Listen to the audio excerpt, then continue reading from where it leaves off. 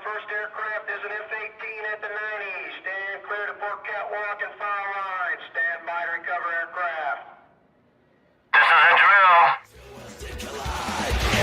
Through the ages, been bravely given life. It's breaking sword. We'll still follow this song for freedom. The battle rages on. Welcome back, everybody, this season with the Battle Rhythm Podcast. How's everybody doing? Paul, welcome here. Aaron, welcome. We're another day, another dollar here. Yep, got a full house tonight. It is a full house. We got several people back over there in the on the inside of the studio. So I'm glad you guys are here today. Paul, I've been trying to get you on the show for the last, I don't know, 6 years. No, just kidding. Last 6 weeks, actually. Last couple of days, right? Yeah. Every time I try to get you, it's just like, man, he's busy, and then we had other things pending, so it wasn't helping out here. So it is good. So we're gonna go ahead and actually start this show by saying welcome to the Battle Rhythm Podcast. We are here with the owner of U.S.A Digital, which is one of the stations that I'm on. Also, Aaron. So we'll introduce you here in a minute, and we'll get into all that because I'm excited about this show. Because again, it's Tuesday. I love Tuesdays because it's my Thursday, and Wednesday, and we'll have 4-day week. So it's good. So all right. So we're gonna do this real quick. We're gonna do what I call the interview of the week.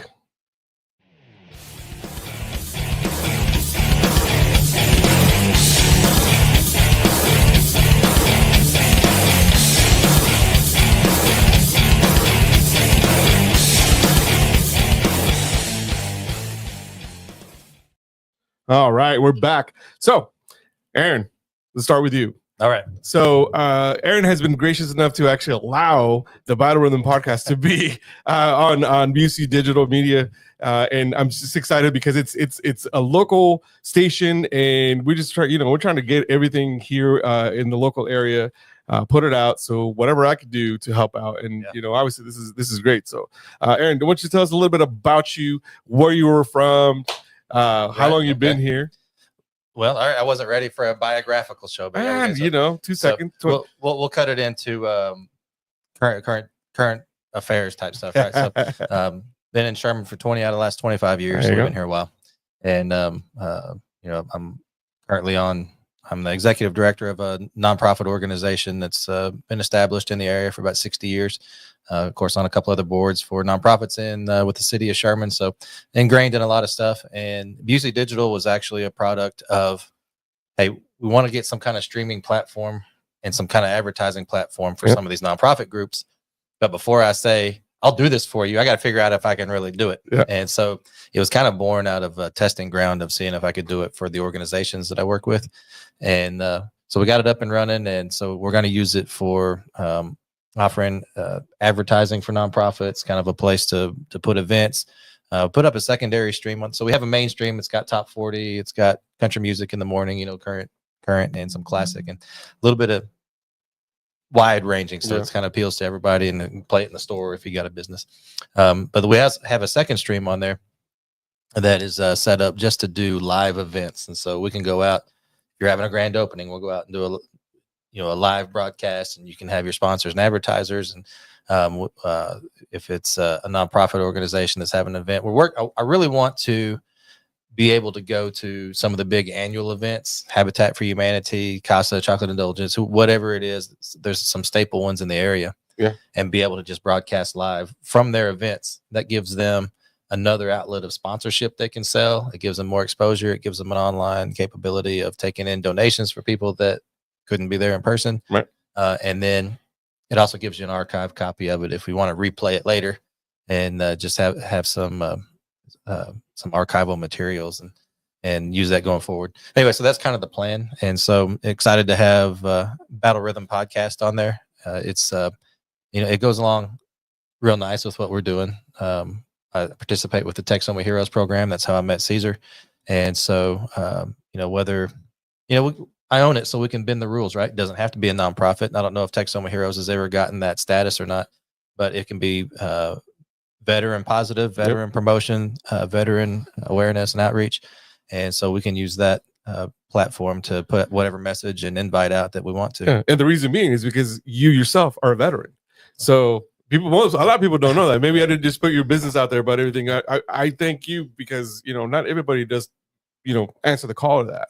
And so I know Billy Teague, who is the director of Texoma Hero, right. He was part of. I mean, you've known him for quite a while. Yeah. So Billy was my lieutenant. There you go. And I was with Billy when he was awarded his medal. I forget the name of it in Texas, but it's one right below the Texas Medal of Honor. So it's probably the like the Bronze Star or the Silver Star. It's above that, but below the Medal of Honor. There's another specific merit. Distinguished Service Cross, maybe DSC. Was he We'll Army? have to ask Billy. Army? Yeah, we'll have to. He was Army originally and then Marine, so he did both. I think it was a Marine only. Yeah, we'll get to it. Yeah. So he's gonna be on the show one of these days. He did both, but he was awarded that medal for some actions he did in Lawton. Yeah, that's crazy. So So I've known Billy for quite a while, and I started participating with Texoma Heroes probably about 2016. They were pretty new, and they were still doing it in Bonham. And at the time I worked for the college, and the college was gracious enough to let me put together a swag bag of college gear and some books and stuff that I would take, and that would be kind of the goodie bag that we provided. Yeah. Yep. So it's been,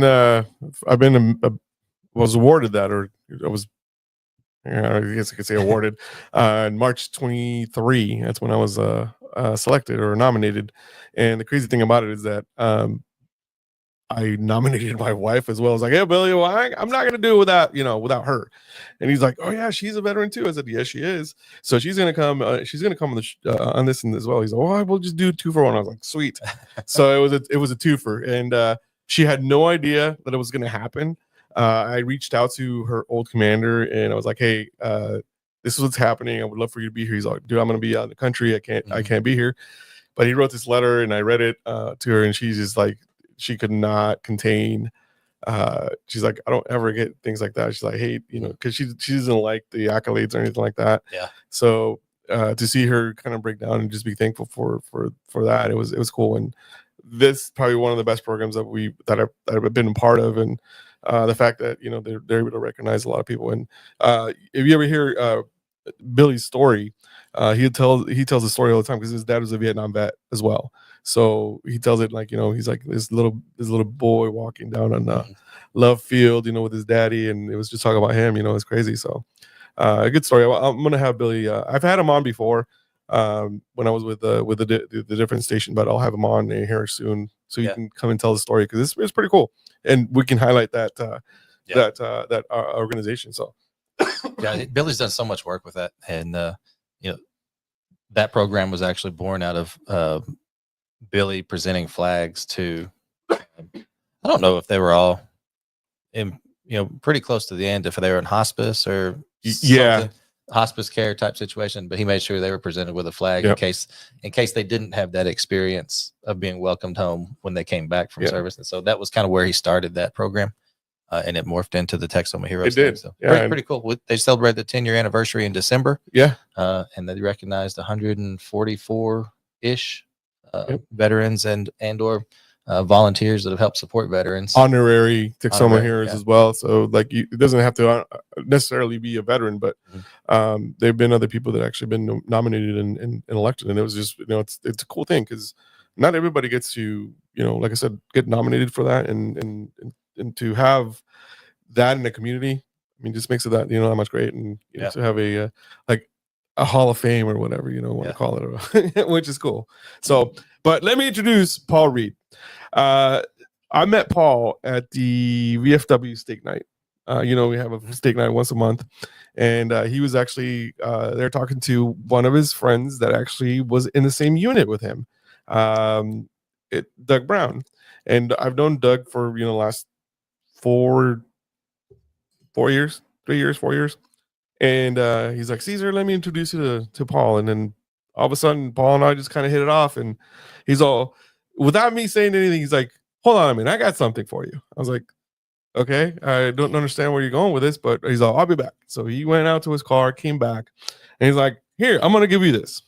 So this is called this is his book, called the Kontum Diary. This story, like when you told me, like you were telling me about it, and then you sent me the YouTube video about the whole documentary of how it all started and everything. You said that it completely changed how you saw the enemy and how you did all that. But I want to hear it from you. I want to hear the story about how it all started, because it started what, 1968? Yeah, 1968. This month. No, this month. Oh, wow. This month, 1968.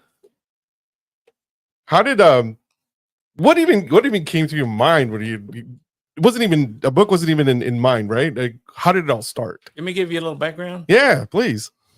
Well, how do you follow a guy like this? Well, you are. I mean, how do I follow a guy like who's got a resume of this long?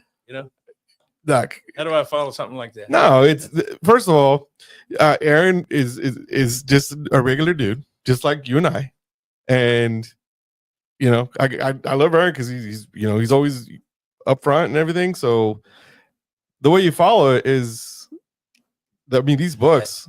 Just start Yeah. talking. Yeah, just start talking. I'm an easy act to follow because Nah. Yeah. by the time we get done in here, I've said enough things to make me sound dumb enough. I shouldn't have gone first. No. Well, my next question is, how long do I have? We have 2 hours. Yeah. And I know you can talk because he called me on the phone one day, and I'm like, I called him back because I was in a work call, and I was like, hey, let me call you right back. I'll give me about 10 minutes. I'm almost wrapped up. He's like, okay. So he called me back, and I called him back, and then he's like, okay, so this is it. And then he just went on for like 20 minutes. I was like, dude, so I know you can talk. There's no problem with that. So I know you can talk, and don't be shy. The cameras aren't even here. We're here, so just tell us a story about how this book, the first book, came about. Okay, let me give you a little background. Yeah. I was born and raised in Dallas, and saw the nightly news on the TV about fighting in the jungle. Mm. I was 17. I went down and talked to the Army recruiter. Right off the bat. And he said, you got to get your daddy to sign for you. So I wouldn't ask my father to sign. No way. I want you to finish high school. So I finished high school. As soon as got that over with, went back down to that recruiter and signed up, went to the Army. This was 1966. And so did my basic and advanced infantry training and paratrooper training. And then I was very disappointed, very, very disappointed when I got assigned out of jump school to the 82nd Airborne Division, because I wanted to go to Vietnam from the start, from the get-go. And don't ask me why, but I went to the 82nd for about a year. And on the first sergeant's bulletin board was a Stars and Stripes. You know what the Stars and Stripes? Yeah, the newspaper For the military newspaper. That's for that, and then also for that's the Army Times and the new. Never mind. Yeah, Stars and Stripes. Those are two separate newspapers, but first sergeant had a Stars and Stripes article on the bulletin board, and as I walked by down the hall, I got closer to it. It said 225 U.S. paratroopers dead. Wow.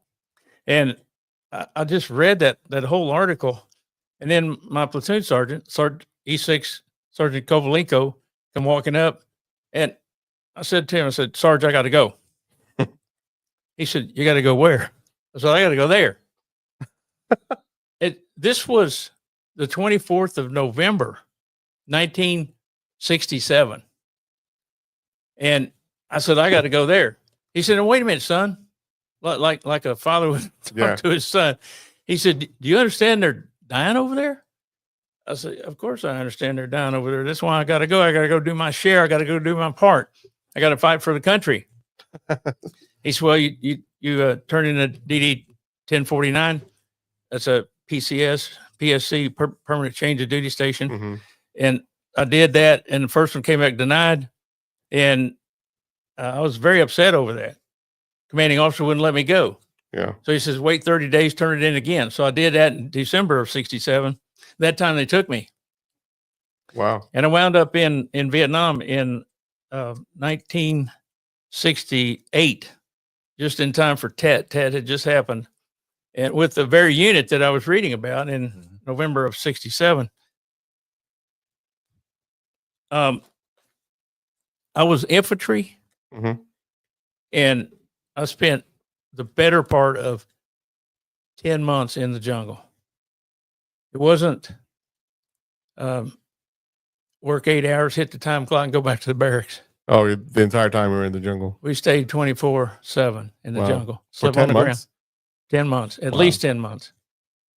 Slept on the ground with the snakes, the leeches, the ants, the cockroaches, the salamanders, mosquitoes, in the mud, Right. rain, heat. So the depiction in I won't say the what's it oh gosh, what's the name of that movie? Forrest Gump. The depiction of what he's saying, he's like, yeah, all of a sudden just it started raining and then it stopped raining. It rains up. It rains up over there. Oh wow. Yeah. So that's a true description. That was a very good description. Yeah. Somebody had been there Right. that wrote that script in that script. But so they put me, I was a replacement Mhm. for somebody that died back in November, the latter part of November 67. Right. I was a replacement. So I had to search for the tunnels around the hills, the trenches around the tops of the hills where the North Vietnamese would fire down. I had to search those tunnels and those trenches for the stragglers, the ones that didn't die during that particular battle. Where they had actually 300 173rd paratroopers died there. Probably 300 or 400 wounded. Oh, wow. WIAs too. But anyway, where we motivated over to was a North Vietnamese bunker fortification, Mhm. not far from where that battle at Doc To. You can look that up just do a Google. Right. Hill 875, Doc To, Battle of Doc To. There's plenty of I'm sure videos. there's a lot of documentary. If somebody's listening and they want to find out more about it, they can just do a search for Doc To, DAK space TO. But we were still in that area, and we made contact with another unit that was nearby, Mhm. and we stayed in contact with them for about 2 weeks. And they would send snipers after us. The first day we ran into them, they killed 3 of us, and that was my introduction into death.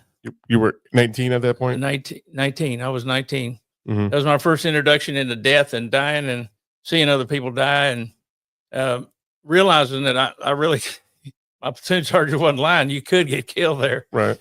That was my first experience right there. So let me ask you this: like, what went through your mind as you were seeing this? Right. I mean, for a 19-year-old kid, you don't even know what to expect, right? So what was going through your mind at that point in time? Well, it was indeed a little fear. I'm not gonna be dishonest and say I wasn't scared. But Right. It was quite a bit of a fear, and I just hope that I went fast if it did happen. And the times that I got the most scared was when I had to walk point. Yeah.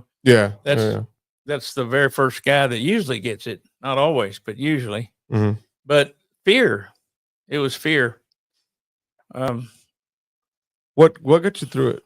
What would you think? You try to, obviously you have to be alert, but what were some of the thoughts that were getting yourself through to see this, right? Because you obviously were you praying, were you just kind of like put yourself in what I say la la land, right? And in different thoughts like, hey, I want to go home, or hey, I wish I could have like a taco or burrito or something like that. I wrote a letter one time to my mother and said, God wouldn't send me to hell because I already been to hell. I'm in hell right now. So my faith in God kept me going. And I kept a New Testament right over my heart, the pocket of my battle fatigue. Right. Kept a New Testament right there over my heart.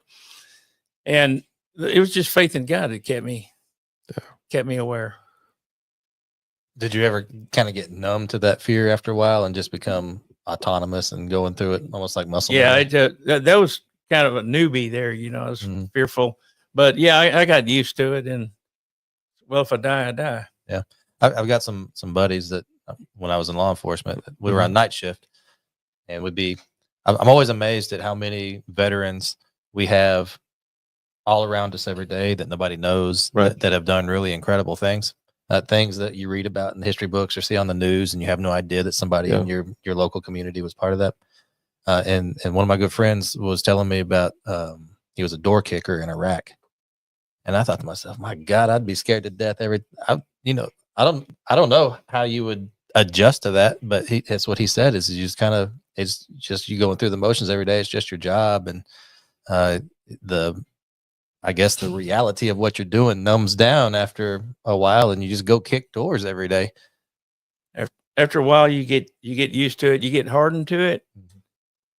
As much as the paratroopers in the 173rd, probably the average infantry guy in Vietnam stayed out in the bush a considerable amount of time. Usually is about 260, 270 days, something like that. World War II guys, they only had to stay out about 140 days. Mhm. And then they would pull them out to the rear Right. and give them R&R. You know, Oh yeah. they're over in Europe, man. You know, where the French women were. Those guys had a blast in between battles. You know, Oh, yeah. we didn't. We were nonstop, and we were the main arm of General Westmoreland. We were the shock troops Uh-huh. of Vietnam. So he sent us to the front all the time. He kept us out there all Right. the time. What was the one thing that that you remember the most that stands out to you now? Several decades later. What do you remember the most? Well, we'll have to talk about that, but I hate to say it on the air. No, you don't have to. You don't have to say it. I mean, what's the one thing okay, so let's rephrase the question. What's the one thing that you wish you could have done differently while you were there?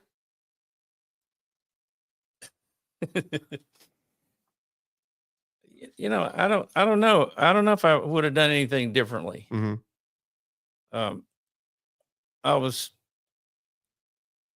pretty satisfied with the way that I acted under fire, under combat. I was pretty satisfied with myself, and I wouldn't wish that on anybody.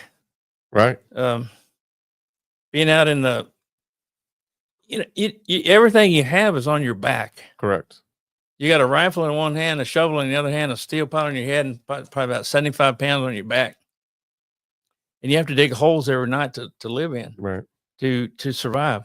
You have to drink water. We drank water after the airplanes flew over and sprayed Agent Orange on the Ho Chi Minh Trail. Oh, wow. We drank the water. You could see it floating in the top of the water. We drank Agent Orange water.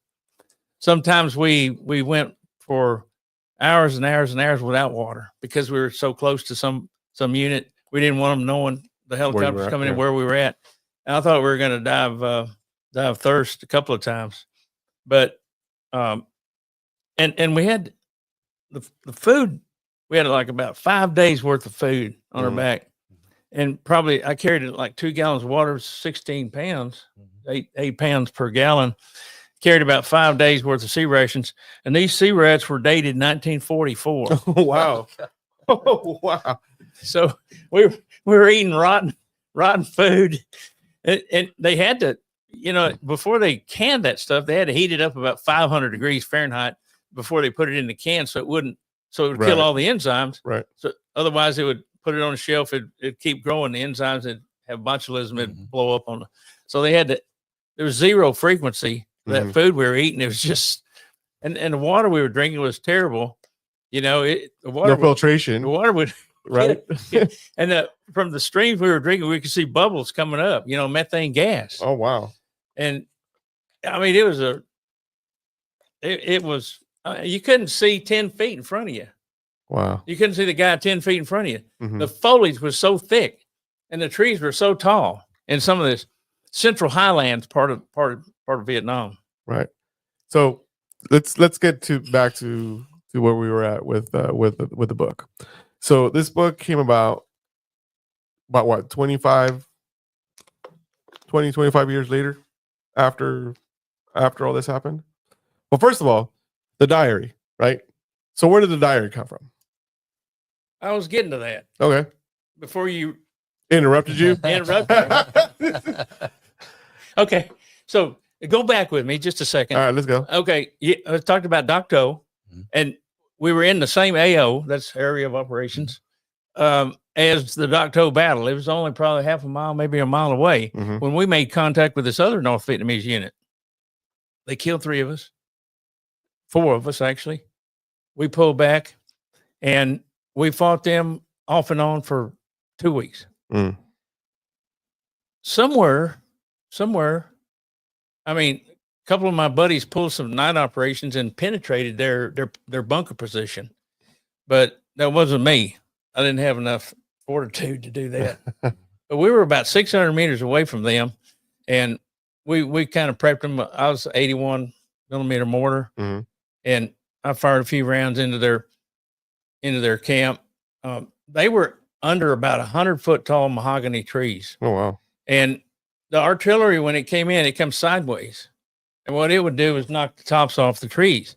But the mortar rounds would go up and come straight down. Right. And Do some damage, right? we did some damage. Yeah. Anyway, while we were one of the days, I went on a reconnaissance mission.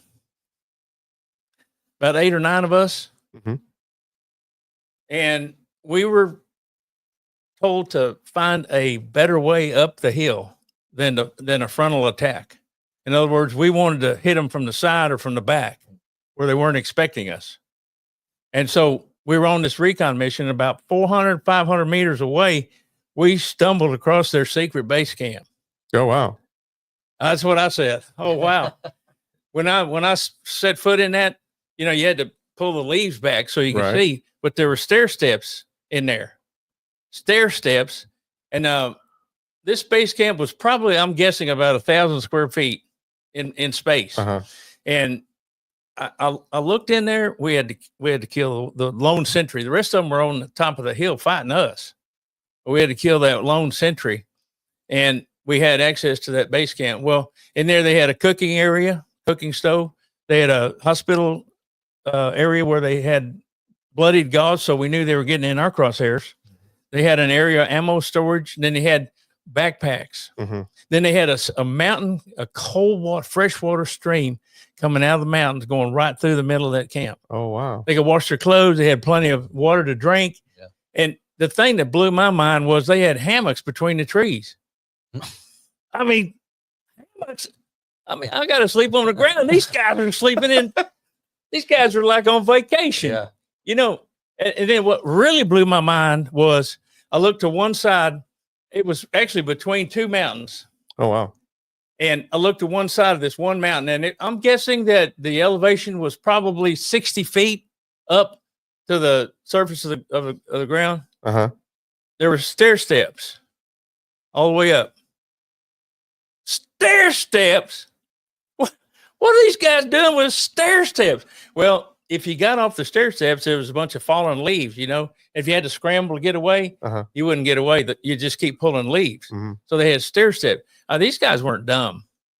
Some of them were engineers, but they had stair steps. They would tamp them down with something where they were hardened, and they were like hard as rocks. Right. But I got on the radio. Incidentally, I was RTO for a while, radio telephone operator, Yeah. RTO. Alpha 6, this is Oscar 6 Kilo in the red. Come in, over. He said, yeah, you got Alpha 6. What do you got? We got a sit rep for you. Situation report. I said, we got hospital zone, cooking zone, ammo storage, freshwater stream, hammocks. We got backpack. There was a pause. Backpacks? You got backpacks? How many you got? Well, looks like in excess of 50, as in possibly Foxtrot Tango 52. And he said, Hey, look, we heard firing, and they're probably on their way over there now. So he said, get all them backpacks and get your butts out of there now. Wow. Get them back over here. So the average Vietnamese guy at that time was probably about 4 feet 10 inches tall. And a backpack on them was like a lunch pail for us. So we had 3 or 4 backpacks in each arm, carrying our rifle and all that stuff, and it's about 300, 400 meters all the way back. But it wasn't just like a flat road. We'd go up mountains and down, up and down, and it was probably about 115 degrees out. Oh, when we got back, Jesus. we just dropped everything, put it in a big old pile. And I started walking toward my platoon, and my platoon leader, Lieutenant Doan, he says, where are you going? I said, I'm going over here and chow down, sir. I'm hungry. He said, nuh-uh, you ain't going. I said, what for? He said, you got to search these things. And we're getting to the good part now. He said, you got to pretty good. Yeah, I mean, you're building it up right well. I mean, you don't need us. You can just go on with your own radio show here. Okay, I want some questions out of the peanut gallery there. No, you got to keep the story going. We'll get to the questions. Don't you worry about that. All right, your dad. Okay, so he said, you got to search these things. So you know what? There was 50 of them things, maybe 52, in a pile. And they were all green. They were all military. We call them Charlie bags, Charlie sacks. Yeah. Kind of a nickname we gave the enemy, Charlie, yeah. There's 50 of them there. And so I said, all right, sir. All right. I was worn out. I was worn smooth out, soaking wet in sweat from head to toe. My boots were wet. My hair was wet. I was soaking wet. And I just grabbed one out of the pile. Yeah, they all looked identical. Oh, did they? They all looked identical. Which one would I grab? I don't know. Something got in my hand.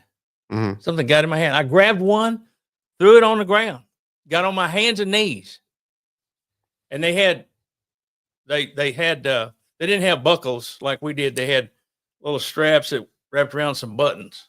Oh yeah. We undid those buttons, and Lieutenant Doan was standing right here to my right, just 1 foot away from me. Mm-hmm. And Captain Davis, the commanding officer, was standing to my left. So I mean, so you're doing all the work, and they're just standing there making sure that you're doing the work. They wanted. I mean, they wanted to know what was in those Charlie sacks. You know what that sounds like? That sounds like the Texas Department of Transportation. Because you have the one guy that's working, you have like 16 other supervisors making sure that you're doing the work. Yeah. That's what they were doing. That's what they were doing.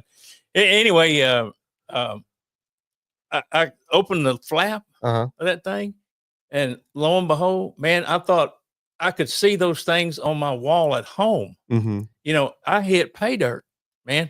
There was 2 flags in there. Flags? Yeah, 2 flags. Vietnamese flags or American flags? Flags? One was Vietnamese. I sent you a picture, I think. And one was a Viet Cong flag, and the other was a Vietnamese flag. And so I had plans on keeping those, And Captain Davis said, give me that VC flag. And I ignored him. He said it a little louder. Give me that VC flag. And I still ignored him. And by the time he said it three times, he got right in my ear and screamed as loud as he could, give me that VC flag. So I said, here it is. And I gave it to him. He still got it today. Oh, man. And okay. So Lieutenant Doan didn't say, give me that flag. He didn't say it. But he came to me that night and talked me out of that cotton picking flag. So he told me out of it. Lost 2 flags all in one day. Yeah. Oh, man. He talked me out of it. Jeez. I can't believe it. Anyway, there's a picture, I think I sent it, of him holding the flag, And so, okay. I dug a little further. Yeah. And there was a little piece of transparent plastic bag. You could see through it. It's kind of cloudy. You can see it a little through. I saw a small book in there. I saw pictures. I saw money, Vietnamese money, stamps, photographs, paper, a newspaper. It was a Vietnamese version of the Stars and Stripes, but it was in Vietnamese. I was trying to read that thing. I only saw one name I could recognize. And it was Ho Chi Minh. Yeah. anyway, that little book was what got my attention. Uh-huh. It was about 3 inches tall and about 2 inches wide, 2.5 inches wide. And I was flipping that thing. I said, "Holy cow, would you look at this? Look at this." I'm not saying it out loud, but I'm saying, "Look at this." And it had a little alligator skin looking thing. Uh-huh. Uh, Like leather bound. like leather or snake or something. And I was flipping it, and the handwriting in there was phenomenal, man. I have never seen any handwriting that beautiful.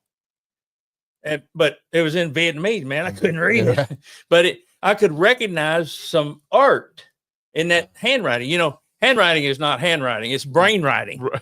Your brain tells your hand what strokes to make. Right. Did you know that?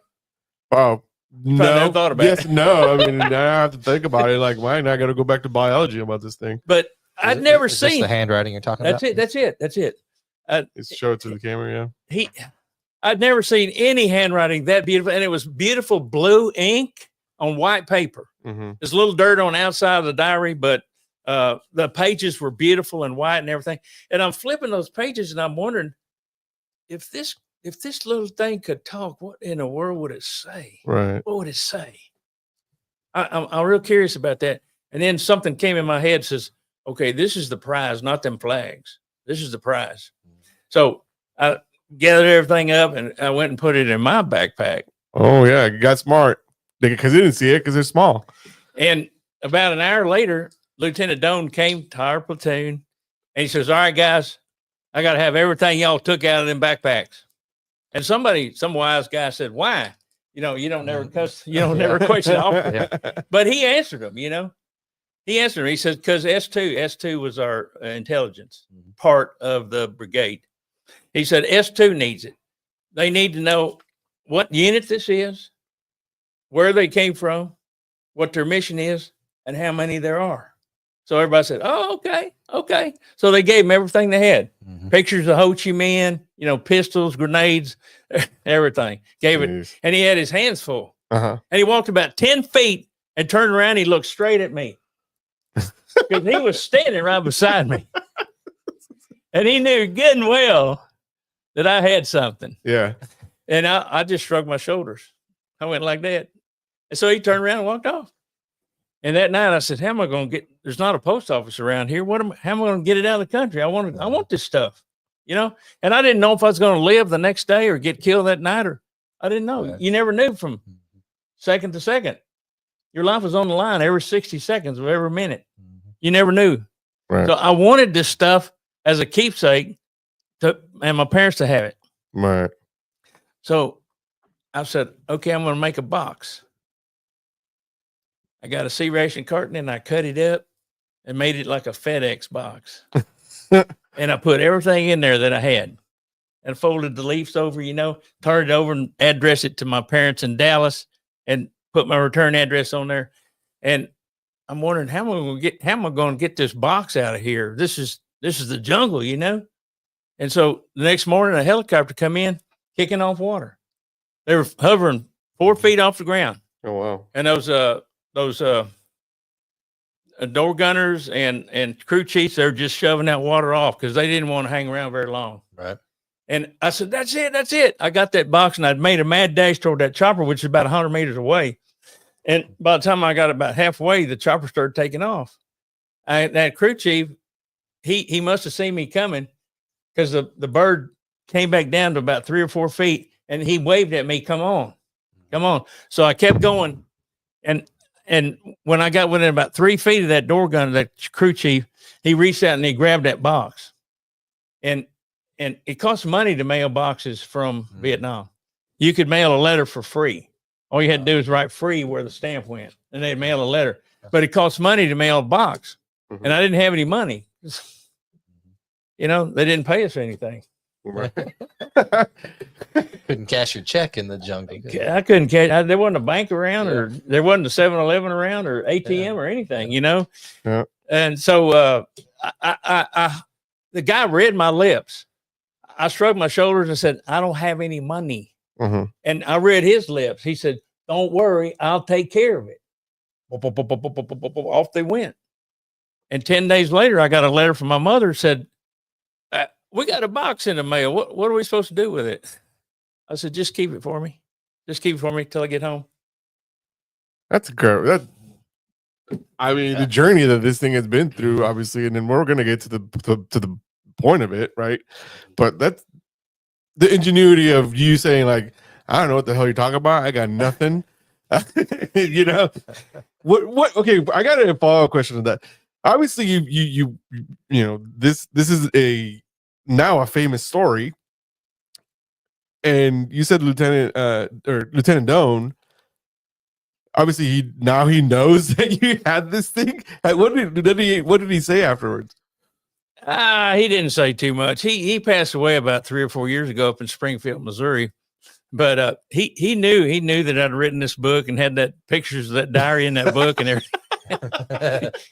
Yeah, he was a civilian by now, and he didn't mind too much. But Okay. some of those officers that were in the 173rd, they found out I had that diary, and they wanted me to turn it over to them. Mm-hmm. Even 20, 25 years later, Really? 30 years later, they still wanted that diary. Do you still have that diary? No, I gave it back to that guy. Oh, that's right. We'll get to that part of the story. Oh, I blew the story. You did. Well, thanks for coming and joining us today. It's over. It's over. All right, we're done. Thank you very much, guys. He said to ask questions, just don't ask those questions. He did. But first of all, let's take a moment to pause here. I want to send a shout out to Voice of the People TV and radio network, and also to Patriot Radio, who is also our other radio station that we're actually on. And I'm just thankful that the Battle Rhythm podcast has been able to be picked up on different stations, and because like Aaron said, Aaron's story and his story and mine are very similar. Like, because the podcast literally was a informational type of podcast, and it just kind of evolved into something else. And bringing stories like this, bringing awareness and stuff like that, it's something that Aaron and I connected, and because we talked at the Texoma Hero, that's kind of how we just kind of started. And it was like, okay, well, that's great. Let's just let's see what we can do about it, and hopefully it'll evolve into something here in the local area that we can definitely do. So that's why. But I wanted to definitely send a shout out to Voice of the Radio, Voice of the People Radio and TV Network, and also Patriot Radio, and obviously UC Digital Media. So, all right, well, that's my 10 seconds of fame. Now back to the story.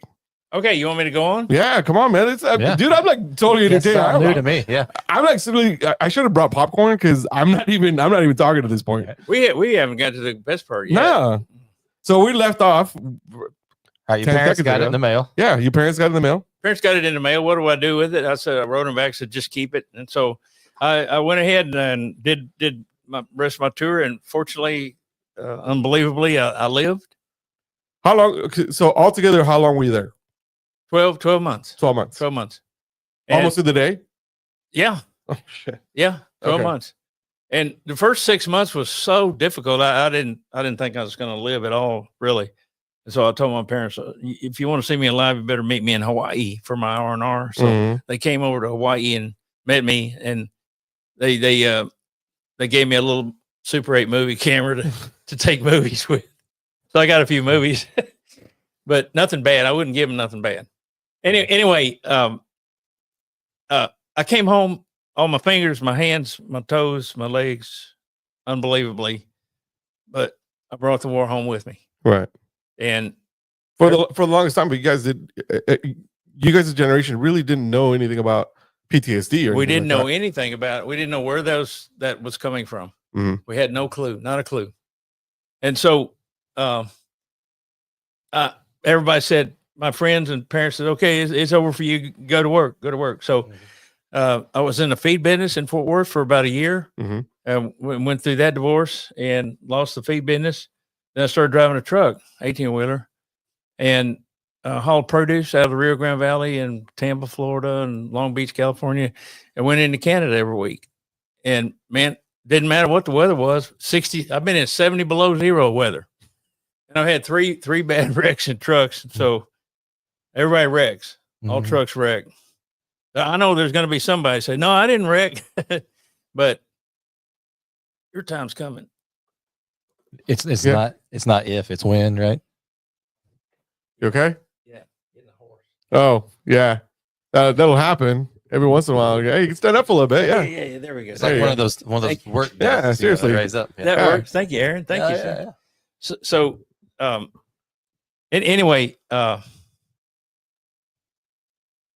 forgot where I was. So All I, trucks. I All was, trucks. I was wrecked. driving this 18-wheeler, and had these wrecks, and I see these sandbags along highway crews would put these sandbags up to fortify their culverts Right. and everything. And my gosh, I'd have flashbacks, man. Oh no, man. Oh no, oh no.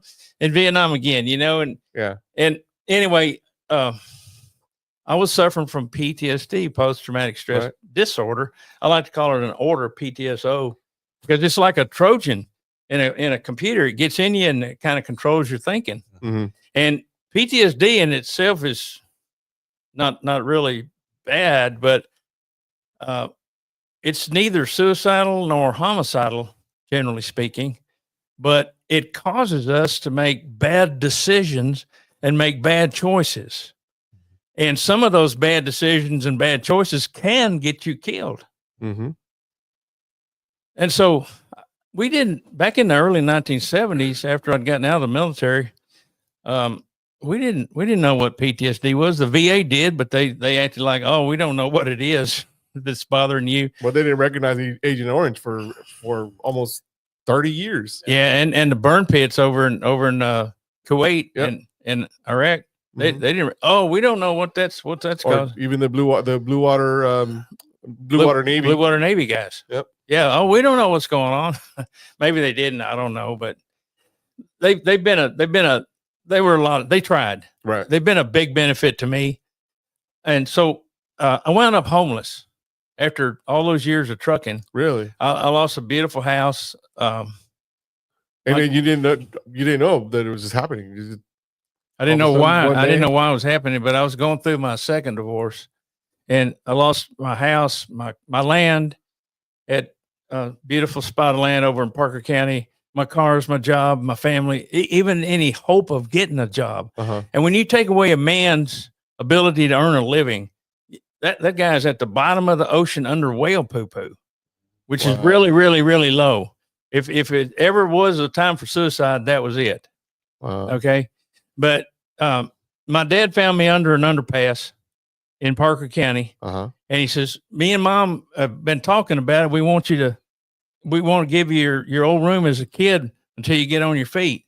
I said, Dad, I'm 38 years old. I'm a grown man. I can't be moving in with mom and daddy. He said, well, you have to. I said, have to? He said, yeah. I don't know of any judge in the country that would give a kid to a homeless parent. So you got a point, Dad. So we moved in with my parents back in Dallas. Yeah. It was pretty close to 2 decades after I left, Right. and here I am back in Dallas. I'm telling you what, man, I felt terrible. And I had to take $5 a week just to buy coffee from my dad. Wow. I couldn't even, and then I was working for cash, because the IRS were after me. The car dealers were, my former wife wrecked the car with no insurance. They were after me. Everybody, they were foreclosed on my house. The IRS was getting the land. Just lost everything. I lost everything. Went right down to the bottom, Right, just, yeah. and so it's funny. I don't guess it's funny, but it's strange. Some people have to go down to the bottom before they can start over, Right. and that's, in retrospect, that's what I see. I had to go down to the bottom, wipe out, and before I can start rebuilding the Mhm. right way. Right. And so I was at home, and my mother over dinner, mother says, isn't there something the VA can do for you? I said, I don't know, Mom. I don't think so. She said, well, go talk to him. So I went to talk to him and got a really nice counselor down in VA in Dallas. And they told me I need to start talking about it. They said, you don't talk about it, do you? I said, no, why would I? Right. And They who you got to said- talk to? Where are you holding it in? Yeah. So you got to start talking. Why? So the more and more you talk about it, the less and less of an issue it's going to become. Right. Okay, so I started talking about it at the dinner table. Dad's over here, mom's over here, I'm here, and I start telling these war stories. Yeah. And this is, 2 decades after I came home. They're looking at each other. Is this guy crazy or what? Yeah. And then about that time, Mama slammed her hand on the desk and says, "Wait a minute," on the table. And she came back with that box that I'd sent home 2 decades earlier. Right. Mm-hmm. Did you even remember that you'd seen No, it? I didn't. I couldn't even remember. The thing she still had it. That's crazy. In fact, she said, "Do you remember this?" I said, "What is it?" She turned it over, and there was my address, APO San Francisco 96250, where I'd sent it from Vietnam. Mm-hmm. I said, "Where's that been all these years?" She said, "It's been up in the attic. We didn't touch it." Wow. And she said, "What's in it?" They never opened it. Wow. They never knew what it was. They didn't know what it was. That's crazy. We got to start a new trend here. Yeah. Well, I started like when he started saying, he's like, "I got a Charlie." I was like, my back has been actually bad hurting all idea. day. I was like, you know what? I'll probably just be able to stand up and stretch out a little bit. And since people can't really see my camera, I'm doing my Pilates right now. Just get him a hula hoop. Yeah, Right. Just trying to move. It started to lock up. So Do you remember those hula hoops, Caesar? I do. Never did them. I remember them. We got to get you one. No. I'm good. I'm good. Did they use hula hoops when you were on R&R in Hawaii? Yeah. Or is that just hula skirts? Hula skirts, man. You're chasing the skirts. This is a big difference. Chasing them skirts over there. Yeah. The straw ones. Yeah. Straw skirts. Beautiful straw skirts. Yeah. How many times have you been to Hawaii since then? I've been 7. Oh yeah. Which island? Oahu, Kauai, and the Big Island. I was waiting for the grumpy old man reference. Exactly where it's going. It's like, Which island? Yeah, which island? Come on, I want to lay. Oh, no, want to Take a or it's poke like, yeah. Yeah. You want to touch on my pee-pee? That's the one. You remember that movie? Grumpy Old Man? Yeah. Oh man. Of course. The second one. Yeah. When he's trying to talk to the Italian Sophia mother, Loren. no, that was the her Oh, mom. yeah, the grandma. Yeah. It was the grandma. And, God, that character was probably my favorite. And the whole thing, and obviously that same guy was the trainer for Rocky. Yeah. So yeah. You set it up perfectly though. Which island? I did. That's all I Yeah. could think of. Yeah, thanks. I'm sure we're gonna get a bunch of comments here, and they'll be like, "Oh, you guys are crazy." Yep. Cannot believe it. But anyways, go carry on. So your mom brought you the box. You want more? You want more? Come on, man. Okay, you got us you guys on the edge. We're setting up because we're like trying to trying to get you to it. Okay. This is you're gonna like this. So she brought me the box, and I'm sitting at the dinner table. And, she said, "What's in it?" I said, "Just a bunch of junk." So I opened it up and got a whiff of that. And had to close it real quick because the odors from the jungle. Smelled mold and death and dying. Didn't realize that. Oh man, all that trauma come out and hit me in the face. Boom, man. So I couldn't touch that box for a few months. Really? Seriously. Wow. Anyway, I got a little stronger after a couple of months, Uh-huh. and I was laying in bed one night, and I peeled those edges of the box back and looked in there, and there was everything just like I'd packed it in the jungle Wow. 20 years earlier, man. And naturally, the pictures they had little bitty pictures. I think you saw some pictures in there. I was trying to figure out, which, if this was this guy's wife, I was pretty sure I killed the guy. Mm-hmm. One night, I pumped about 36 mortar rounds into their position, and it got him. And he was bleeding to death. And his buddies drug him to the underground hospital. Wow. And it almost severed his leg and ripped his guts open. Wow. And he was under the underground hospital, and they stitched him up. And when he had so much pain, he had passed out, and they had stitched him up, and they were getting ready to amputate his leg. Wow. And they said, no, don't amputate. Don't do that. Don't do that. They said, well, you have to, you're going to lose your leg anyway. You're going to lose your life if we don't amputate. No, don't cut my leg. Don't do that. Don't do that. So they got a hot iron and they cauterized it. They Yeah. And ordinarily when you cut that big artery there, that femur artery, Bad news. you know, you don't get any blood flow down the foot. Right. You're going to lose that leg, any gangrene, you know. Right. But he caught malaria under that underground hospital 3 or 4 times. Wow. And he'd get well and they'd get sick again. He'd get well and get sick. Finally, they said, okay, we done all we can do for you. You're free to go. Well, the North Vietnamese army, there's only 3 ways you can get out of the war. It said, number 1, if you're dead. Number 2, if the war is over. Right. Number 3 is if you're totally no use. Okay, he was totally no use. So he started walking home. He started walking 600 miles up the Ho Chi Minh Trail towards Hanoi. Wow. And he got lost in Laos 2 or 3 times, got the wrong direction. And these native people, they had helped him, nurse him back to health and everything. And he had this crutch that off of a tree limb that he was limping on. Anyway, he got home, but took him 2 years to get home. 2 years after. Wow. Yeah. Jeez. And see the military, the North Vietnamese military, went to his wife and said, "We're sorry to tell you that your husband's dead fighting the Americans." She said, "Where's the body? I'm not going to leave it until I see the body." They said, "Well, we can't get it." This was March 1968. They went to her, said, "Your husband's dead." She said, "I don't believe it." But they said, "Well, sorry about that, but he's dead. He died fighting the Americans." So when he come walking up on their porch 2 years later on a crutch, she thought she'd seen a ghost. Wow. She didn't believe it was him because he was a weak and a wounded, bent over man, you know. Wow. But to hear her tell it when he left to fight the Americans in 65, he was a strong, healthy man. Right. And so she didn't recognize him, but when she touched him, she realized it wasn't a ghost. Anyway, I was home and I was talking about The box. about the war, the box and everything. And there was that little bitty book in there. And I was flipping it just like I did in Vietnam 2 decades earlier, flipping it. And Mom's looking over my shoulder. And she says, "What does that say?" I said, "Mom, for Pete's sakes, it's written in Vietnamese. I don't know what it said. I haven't got a clue."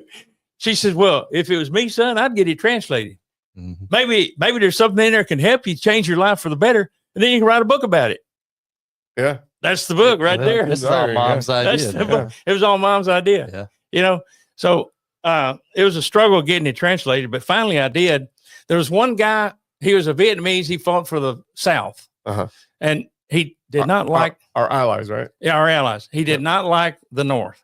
Kind of like the Yankees and the Rebels here. You know, he did not like the North. Anyway, his name was Cho.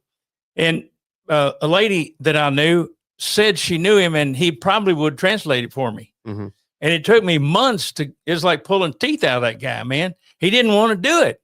Finally, after about 6 months, I said, "Cho, I got to have it." He said, "All right, I'll do it. I'll do it. But please don't tell anybody in the Vietnamese community that I did this for you." I promise, Cho, I won't tell them. Matter of fact, if I write about it, I'll change your name in the book. And I did to Vin. But if you're out there listening, Cho, Yeah. thank you, Cho. But Cho, finally, he got it done. And he met me for coffee one night.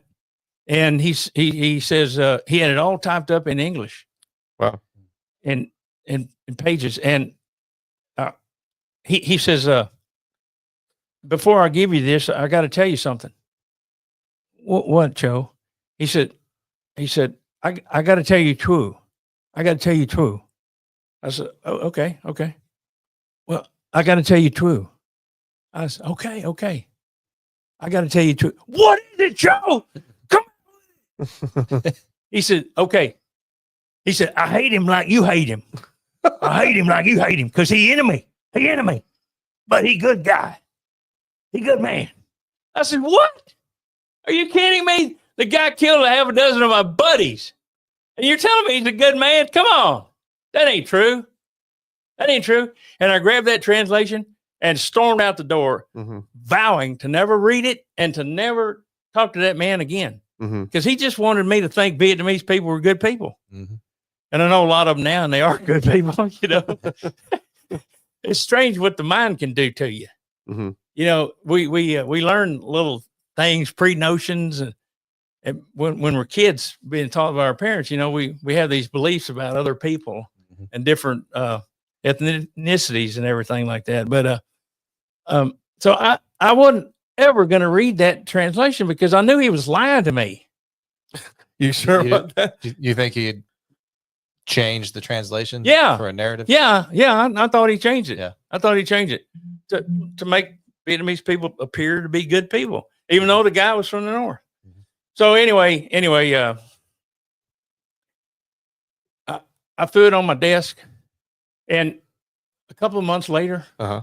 you know, I'm in my room. I'm in a really dark spot in my room.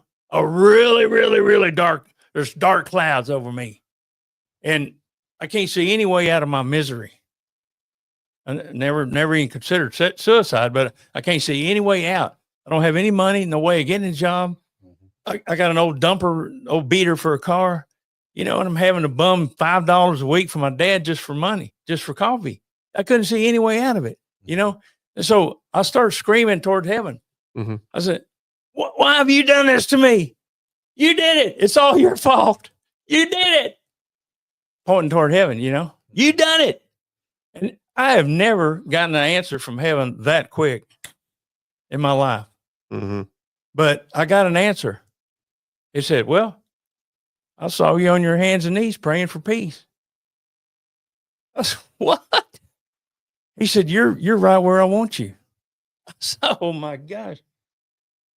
I couldn't believe I'd heard from heaven that quick. I said, okay, if I'm here, if you want me here, and this is where I'm supposed to be, what am I supposed to be doing? About that time, I heard some noise over in the desk where the translation was stored. Uh-huh. It's saying, come over here, come over here. Like a divine intervention. Yeah. So I went over there and I had to uncover that translation. It's under a bunch of books and tapes and everything, you know. Mm-hmm. And there was that translation. And I looked at it and it was all in poetry format. Mm. I flipped through the pages. This guy had written poetry. He was a poet. This Wow. enemy guy was a poet. So I thought, oh yeah, poems. You know, one of the reasons I didn't want to read it was because I was afraid. I was thinking that, oh, they're gonna tell a bunch of military stuff in there. They killed this many Americans. We destroyed this many tanks. We blew this many airplanes Right. out of the sky and everything. I wasn't expecting poetry. Mm-hmm. It caught me totally off guard. Right. And okay, poem. And when I got to the last letter, last page, that's the one that did a number on me. What did it say? Can't tell you yet. Okay. All right. We'll get to it. It did a number on me, man. I went wild. I started screaming. This can't be true. This can't be true. Now, I got to back you up 23, 24 years back when I went in the military. Mm-hmm. We were at war and they needed infantry people quick. Mm-hmm. So they used a lot of techniques on us that I don't know if they still use them or not, but they used a lot of techniques on us to get us to see the enemy as not human. Mm-hmm. Yeah. So you kill them without asking questions. Commander says, pull the trigger, you pull the trigger. Mm-hmm. They don't want you to see the enemy as a friend because you won't kill them. Right. Or a father. Or father, Brother, or uncle, yeah. brother. They don't want you to. So they dehumanize the enemy. And if I can say, a lot of parents dehumanize certain people to their children. Mm-hmm. And when the children grow up, they see those other people as not really humans. Yeah. Mm-hmm. So they can hurt them easily.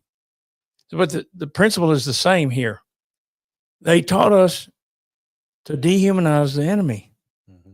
And so that was in my head. These techniques that the military uses stay with you until you die, Right. unless you have some kind of intervention. Okay. So when I read the title of that last poem on that last page, it shocked me beyond belief Wow. that the enemy could write a poem about love. It shocked me. Mm-hmm. So I'm screaming, no, this ain't true. This is a lie. That can't be true. Mm-hmm. But I was being confronted with the truth. Mm-hmm. And I didn't want to believe the truth. You ever been like that? Oh yeah. Sometimes people can show you the truth Mm-hmm. and you don't want to believe it. Mm-hmm. And a few years later, you say, doggone, that was the truth. You know, Should have been listening. I should have been Yep. listening. You know, well, that's what happened. Mm-hmm. You know, Caesar's looking for that love poem in there. It's in there, bro. Well, I'm looking. It's in there. Just keep looking. But the very fact that this enemy, who to me was no more than a dog or a squirrel or a rabbit, you know, was talking about love. Well, that love that's only Americans could say that Right. and mean it, you know? So, I got a little tap on the shoulder.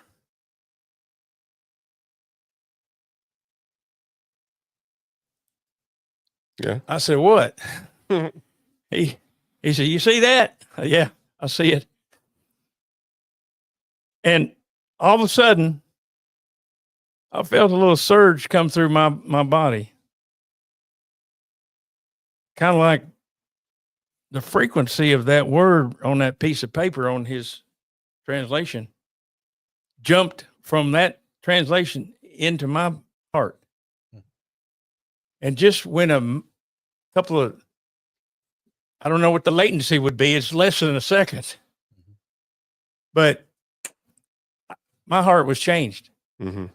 And it's like my eyes were opened and I could see clearly. I said, holy cow, I killed a human being. Before I was thinking, well, I just killed animals. Mm-hmm. It's okay. And I wanted to kill more up until before this. Mm-hmm. They were just animals. But all of a sudden, here's a guy that's as human as me, Right. human as I am. And that was almost unbelievable. So I said, oh my gosh, I've killed humans. I've actually killed humans. And it's okay to kill animals, but you don't want to kill humans. So I felt really guilty over that for a while. Mm-hmm. And as I said, I was getting confronted with the truth. And I'd been believing this lie for 20 years, yeah. 20 plus years. And all of a sudden it was exposed. The truth exposed itself to me. Mm-hmm. And it changed my heart, changed my life, and changed the way I saw things. And I said, but I've hated this guy all these years. And it seems like now he and I are in the same body. It seems like me and him is one. Right. In the Bible, the Christian Bible, there's I don't know where they are, but there's several mentions of the word oneness. Mm-hmm. And I felt like I was at one with this guy. And he had different shape eyes. He had different color skin, spoke a different language, had different customs, had a different political party, lived on the other side of the world. But for a very, very split second, I felt like I was at one with this guy. And so, but I realized I hated him. Mm-hmm. I said, I hate him. But not now. I don't hate him now. So what's the flip side of hatred? It's forgiveness. Right. So if I kept hating him, I realized it'd be like hating myself. Since we were Since you're now feeling the oneness. feeling oneness, it was like hating myself. Okay. But the on the flip side of that, if I could forgive him, it would be like self-forgiveness. So the moment I realized that, I stuck my hand up in the air and said, I forgive him. I forgive him. I forgive him. And you know what? The weight of the whole world lifted off my shoulders. My eyes, I could see clearly now. Mhm. I no longer hated the guy. No longer hated the Vietnamese. I no longer hated the enemy. They were just on a different side, a different team. And so I was very thankful that these things were shared with me. So I had one more question. Why was I shown this? Well, this is your life now. Mhm. This is what you're going to do the rest of your life. What's that? You're going to tell the story about forgiveness and reconciliation with the enemy. You're going to tell that story the rest of your life. I said, how am I going to do it? I'm penniless. I don't have any money. There's a story in the Bible where Moses was told by God to go to Pharaoh and tell him to let the people go. And Moses said, I'm not a good speaker. I can't speak. And he said, don't worry, I'll get Aaron to go with you. He's a good speaker. He's a good speaker. So Aaron went with him. I said, I don't know how to write. I failed English. You know, I don't know the first thing about books or movies or anything. He said, don't worry, I'll get you help. Mm. Yeah. So I started hammering out that book. You got a question? No, go ahead. I started hammering out that book. I probably wrote the middle chapter first. Which chapter 5? Yeah, chapter 5. Yeah. So, but I do want to read something from chapter 5. This is from the Kontum Diary. And you were saying the poems, and I think I found the poem they were talking about. This is called From My Heart of Hearts. The enemy guns thunder more madly with each passing moment, marking the fall of many of my friends. They will never know life again. The motherland weeps for them. How can we possibly surrender? We are the proud soldiers of the bridge, bearers of the party's teachings. We must silence the enemy, still then like glassy waters. And this poem was from Mr. Nguyen Van Nie's diary. Yeah. That was his. Is that the one that we're talking about? No, the one I was talking about is called Love. It's titled Love. Oh, well, I'll find it. Yeah, keep looking. All right, well, don't you worry about it. Keep looking. It's in there. There's another one. I have a question. How long after when you started writing the book? Now, how long are we talking? Since you, what year was that? I started writing that book about 1990, 1991. Okay. Somewhere in there. And it was published in 1996, I think, 1996. It took me 3 years to write the thing. Mm-hmm. And because I didn't know sentence structure or anything. I failed all the English classes I ever had, but I put it all together. And in the middle of what I thought was halfway through, there was a guy from PBS that contacted me. He says, man, I heard you have some things that you captured on the battlefield. Is that right? I said, yeah, that's right. He said, I got 3 questions for you. He said, my name is Steve Smith. I'm calling from Seattle, Washington. He said, I got 3 questions. He said, number 1, did you capture this stuff? I said, yes, sir. He said, do you still have these items, this diary and these things? Yes, sir. Is the guy alive or dead? I said, he's dead. He said, okay, I'm flying to Dallas and I want to film those things. And this sounds like a really great story. And I'd like to take you to meet this guy's wife. You have expressed desire to give these items to this man's wife because the poetry that he had written was a lot about her. Sure. I said, that's true. Mm-hmm. So he took me to Vietnam. Wow. On an all expense paid trip. Before the book was done. Yeah. Before this book was done. Mm-hmm. And I got a lot more information for the book on that trip. Yeah. And it was a marvelous trip. I found it. I did. Okay. I did. Okay. It's called Love. Okay. Let me just inject this. Yeah. He wrote that, but he also answered it as if his wife answered it because he was in the jungle when he wrote that. Okay. Okay. All right. It's called Love. And again, this is from the diary that he captured back in Vietnam. So it says, Love bears no grudge. It is not a butterfly and flower. Love endures until old age. Do not trifle with love, or there will be sorrow. Do not rush love. In order to enjoy it, handle love with care. Be compromising. Close your eyes. Forget about everything. Calm yourself. Listen to the world speak. Love bears no grudge.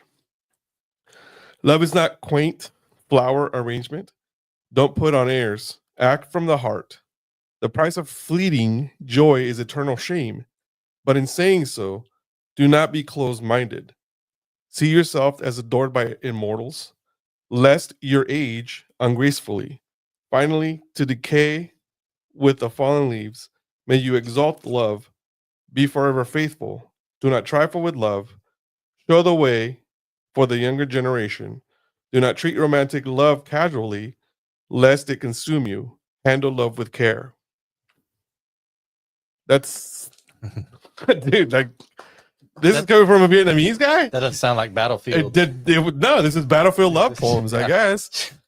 Gosh, That killed me when I read that, you know? yeah. And after I discovered that the guy was actually human, I said, oh no, I killed this guy. Oh no. All right. I felt guilty over that for a long time. Oh, I'm sure. So I wanted to make up for that. So I was going to take this stuff to this guy's wife. So this guy from PBS, he said, we want to take you on an all expense paid trip to meet this guy's wife. And so I went over there, and actually I associate produced that film, which won an Emmy, by the way. Oh, wow. It's Really? you can see it on YouTube. I think you've seen it. I've seen it. Yeah, it's the hour long One. Yeah. Yeah, I'll have the link for it on the at the end. Cool. Yeah. There's a second part of it with 48 hours as well too that he sent me. I'm probably going to play it here. So how did you originally get in contact with this guy from PBS? So how did he know that you were wanting to reunite these things with the wife? There was a fellow that had done some videos, and I must have been on some kind of mailing list or something. He was in Seattle. This producer, documentary producer in Seattle. I was on a mailing list, so he sent me a flyer. Here's a video, and I didn't even have $25 to buy it, but I begged, borrowed, and stole $25 and sent him to, and I got the video, and that's probably about a 30-minute long video. And I'm looking at it, and I'm saying, "Jeepers, that language in there sounds very familiar," and you know, the terrain, it looks very familiar and everything, you know, but he didn't mention any unit, no particular unit. So I had the guy's name and address, and I called him up. I said, is this Paul Scholes? He said, yeah. I said, well, I bought your video. I want to compliment you on that video. He said, thank you very much. I said, what unit was that you were talking about? He said, well, we didn't tell any particular unit because we wanted it to be universal for all units, but it was the 173rd. I said, what? I said, I was in the 173rd. He said, well, I was too. I said, what battalion were you in? He said, I was in the 1st Battalion. I was too. I'm in the 1st Battalion. I said, well, what company were you in? He said he was in Charlie Company. I was in Alpha Company. Okay. What year were you there? He said 1968. So we were there at the same time. Yeah. You know, and I said, he said, what do you need? What do you need, man? I'll help you anyway. He said, I need a mailing list where I've written a book. I'm going to start mailing it to people. Hopefully they'll buy the book and everything. He said, you got it. He said, but I want you to write me a letter and tell me, you know, what you're doing and everything. So I wrote him this letter, 1-pager, and sent it to Paul Scholes in Seattle. He happened to be good friends with Steve Smith, another documentarian. They were sitting at the table one day, and Paul says, what are you doing? He said, well, I'm looking for something to do. And Paul pulled out that letter. He says, here, call this guy. Wow. So he called me from his office and said, 3 questions for you, you know. And then you're off and running. And then we're off and running. He said, I'll be there in 3 days to film this stuff you got. So he made a pilot tape, and I shopped it to, this is how come I became associate producer, or one of them. I shopped it to about 30 different money people, trusts and large companies and everything to get the money. We raised $250,000. Wow. And so we had the money to go to Vietnam, man. Cool. I want to read another part of it. I was reading it where you're talking about this, and it just shows the human side of Mr. Neem, right? It's called "I Cannot Wait in Vain." My darling, I can't take this anymore. I only know my little life. A diamond reveals its full worth when shining in the darkness in flaming sweet happiness. I only want to hear poetry as the sun sets. I promise I will be loving, faithful. Our laughter will ring out in every direction. I only want to watch the autumn sunset. Your heart beating next to mine, our renewed life will arrive on the morning wind. Once the clouds pass by, I only want a pleasant autumn. Love is forever and never forgets. I will receive your love with open arms. You are you are a beautiful flower at age 20. I only want your heart to belong to me. Though we all too briefly shared love. It gives me reason to live. The water flickers as fish jump. By fives and sevens, baby bird sibs soar above the open sea. I reach out to my arms. I reach out my arms to embrace my country. The surf embraces me. We grew up together, then went on our own ways. One friend fishes these seas night and day.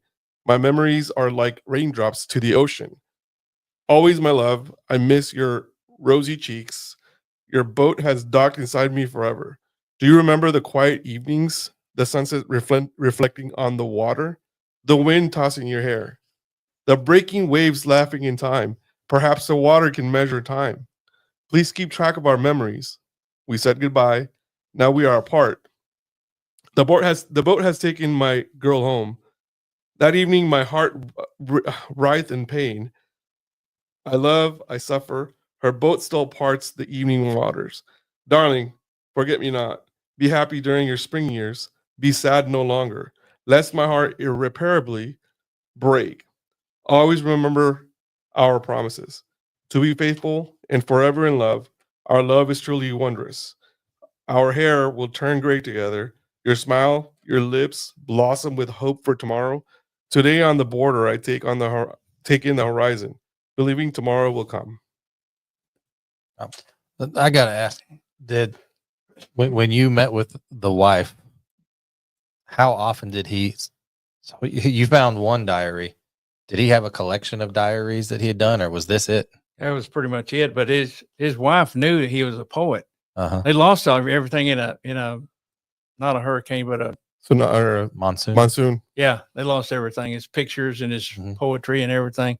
Wow. But she knew he was a poet. She gave him that little book. Yeah. When he see he was a patriot in his own country. He fought the French during the French occupation. Mhm. And here, we have a lot of guys that do multiple wars here, Right. Some of them did World War II, Korea, Vietnam. Mhm. But he fought for the French. And so that's We know of one. Yeah. that did that. it. And so the night he left to with his unit to go down the Ho Chi Minh Trail, his wife gave him that book. Mhm. And she said to him, honey, you're a poet. And she says, I'm going to be with you always. He says, how's that? She said, well, when you write about me and the kids and you read it to yourself and your soldiers when you're far away, I'm going to be right there with you. Wow. So you get to Vietnam, right? Obviously, you already wrote the book or about to write the book, and you get there. There was some issues, right, that happened that you get there and you didn't know, you didn't realize that it wasn't that the person you thought it wasn't the right person, right? No, that was a thought. Oh, okay. The film crew, I went over there with 5 or 6 film crew, sound guys and cameramen, and Right. They went over there about 6 months ahead of time to work with the Ministry of Foreign Affairs in Hanoi to locate this family. Vietnamese families, they born, they grow up, and they spend their whole life right there in that one village. Unlike Americans who move constantly, Yeah, we're wanderers. So I had his ID card and his military orders and everything, and I gave Steve enlarged copies of the diary. And he flew over about 6 months ahead of time and talked to a guy named Luong Tan Ni and said, we need to find this family. And he says, I like what you're doing. I'll help you. So they went right to, according to what was on his ID card, and they located the family. And he was out in their courtyard. Now, he was a wounded guy. Even though it's 20 years later, he talk about PTSD. Sure. Yeah. I mean, all of his buddies died. Wow. Okay. I mean, I don't know. When we got on top of that hill next day, they were laying everywhere, man. It was totally awful. But all of his buddies died. And so, they didn't know what PTSD was Right. over there. But when they approached him in the courtyard, they says, "Is your name Nwinvania?" He said, "Yeah, that's me." They found another Nwinvania, same name in another village. Okay, that's where the confusion was. Yeah, because when I saw the documentary, I was like, okay, so there was two of the same name, Right. but then obviously process of elimination, they were able to find the correct They one. found the correct one, And he said, "Yeah, that's me." He said, "Well, is this your handwriting?" And he looked at it, and his eyes bulged out. "Where'd you get that?" Yeah. Because now it's 25 years. Right. It's 1993. How old was he in 93? Do you remember? I'm not a good mathematician, but he's 20 years older than I am. Oh, okay. So he was 58. So he was in his 40s then during the war. Yeah. He was 38 when I was. He was not 39 when I was 19. Okay. So that's why he was a lieutenant. Mm-hmm. And the public part of the unit to keep the morale of the troops up. That was his job, one of his jobs. But so he wanted to know where they got that, because that was his handwriting, Right. And he said, "Well, there's an American guy that's got it, and he wants to bring it to you." And so they asked his wife, who was right there with them, "Is this his handwriting?" And she says, oh yeah, that's his handwriting." "Okay, well, how do you know that?" She said, "Well, that's easy. You see these grammatical mistakes right here, here." She said, "I tried to teach this guy good Vietnamese, but it's almost like he can't learn." Like a fingerprint. Yeah, that's his handwriting. So we knew we had the right guy. That's cool. That was really cool. So, they, as I said, they went over there 6 months earlier, and they came back to the United States, and Steve called me on the phone. He said, "Well, we found the family." I said, "Well, anything about him or anything?" "No, nothing about him." Mm-hmm. What does family mean?" "Brothers, aunts, uncles, sisters, other children, but nothing about him, huh?" "No, nothing about him." So about 6 months later, November the 10th or the 11th, Veterans Day, we're flying to Vietnam, man. Landing in Hanoi, the home of the old enemy. Right there. I'm looking at these MiGs parked along the airstrip there. I'm thinking, oh my God, what am I doing here? What am I doing? Anyway, I get off the airplane. I didn't want to get off. Yeah. The flight attendant had to come get me and pull me off after I saw those MiGs over there. You got to get off now. It's time to get off, they said. Okay, so I got off, and I'm walking real slow, and I meet this Lung Tan Ni, the translator from the Ministry of Foreign Affairs, and we're inside the airport there, and he says, that guy you think you killed?" I said, "Yeah." "Nguyen I said, "Yeah." He said, I got news for you." "What's that?" He said, "He ain't dead. He's alive." How did it hit you when you said that? And he wants to meet me? Are you kidding? Jeez. Is he going to kill me? Is he going to try to kill me? He said, "Oh, no. He's a very peaceful man. Very peaceful man." And when he told you that, what did you feel when he told you he was still alive? A big feeling of joy came over me, man, because I was just going to meet his wife, and give her stuff her husband had. Right. But it was a feeling of joy. Thank God I didn't kill this man. It turns out I did not kill him. His blood wasn't on my hands. Right. There's a feeling of joy. That's a good question too. Feeling of joy. So I said, "You got to be kidding. Is he going to try to kill me?" He said, "Oh, no. He's very peaceful right now." He said, he wants to meet you. He really does. So we got a hotel. They put me up. Lung Tan Ni took me outside, put me in his car. He opened the door for me.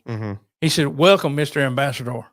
Wow. Look at you. I said, "What? I'm not no ambassador." He said, "I bet you are. You are our first goodwill ambassador since the end of the war." What? Oh, wow. From America. You're our first goodwill ambassador. You're kidding. I mean, that's a long time. I mean, yeah, 30 plus years and 25 years, Yeah. 25 years, 1993, November 1993, and they put me up in what's called the government guest house, which nothing but VIPs and diplomats Right. stayed. Of course, they had it wired and bugged. You know. No Oh, secrets. of course, yeah. There's no secrets there. Not at all. Yeah. VIP. Yeah, VIP. They had it all wired and everything. So the next day, I went out to see this guy, and you can see it on the film. I was nervous as all get out, and Vietnamese language is a tonal language. It's up and down, and loud and quiet and tonal. And I called him the wrong name, you know, but he was such a gentleman. He knew that I was American. He rolled with it. Yeah, he rolled with it. Yeah. Do you know? Did you learn any Vietnamese before going over? Any just greetings or anything, or was it just completely? No, but while I was there, I spent 3 weeks there on that trip, and I did learn "Ko Gai Deplam." Hello and goodbye. No. Bathroom food. Oh, I'm hungry. No. I mean, young girl is very beautiful. Leave it up to Paul. You're the first thing to think about. Yeah. Okay. Here we go. That means I'm an American. Okay. I can only say a couple of words, you know, but how much time we got, Caesar? Oh, we still got time. We still got about 30 minutes. So I'm going to start hurrying you up along because we got to get to the point of the story. Okay. This is the best part of the story, to be honest with you. Right. We're getting to the good There part. are a lot of good parts. We're getting to the good part. We're probably, you know what? I'm probably going to have to bring you up for the second part because, I mean, this is just one book. Like, he came in this morning. He came in today. Yeah, and he brought me the second book. It's called The Healing Box, which is talking about the box that your mom gave you, right? Yeah. So you better sign this one before you leave. So the books are free, but the signature is $20. well, you can charge it to my producer. Yeah. That I don't have. So no, he's not my producer. No, heck no. Bubba, maybe But, Bubba. No. He But looks you like, know what? I will buy you a steak at the steak night? Okay. So He looks like he's got $20. yeah, you're the one with the 250,000. You're fine. Oh, 2 books. Oh man. Oh, And 2 books and an Emmy. I forgot about that. Yeah. But I want to tell you that this book, I think they can get on Amazon. That other one's out of print. Both of them are really out of print right now. So I don't have anything to sell. You're selling yourself here. I don't have a book to sell. No, but it's out of print. I changed the publishers for the Healing Box. Because I'm working on. I got 2 feature film companies want to do the feature film. Oh, just don't get Gary Busey to play you, please. I've been told I look like him. That's what I'm saying. Don't get Gary Busey to play you. He's too old now. We got to have a young, good-looking guy. His son, Your son. Jake Busey. Yeah. Okay, cool. I'm gonna look him up. That literally looks just like Gary Busey. But it's just younger. yeah. Yeah. Or he was. Yeah. Fit. He's like Scott. I go with Good, the Bad, and the Ugly.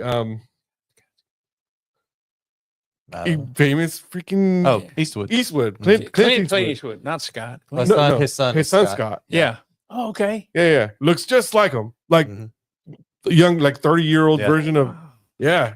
It's ridiculous how much he looks like him. But anyway, the ambassador. So you got Vietnam, and he says, "Mr. Ambassador, please." So carry on. What was that story there?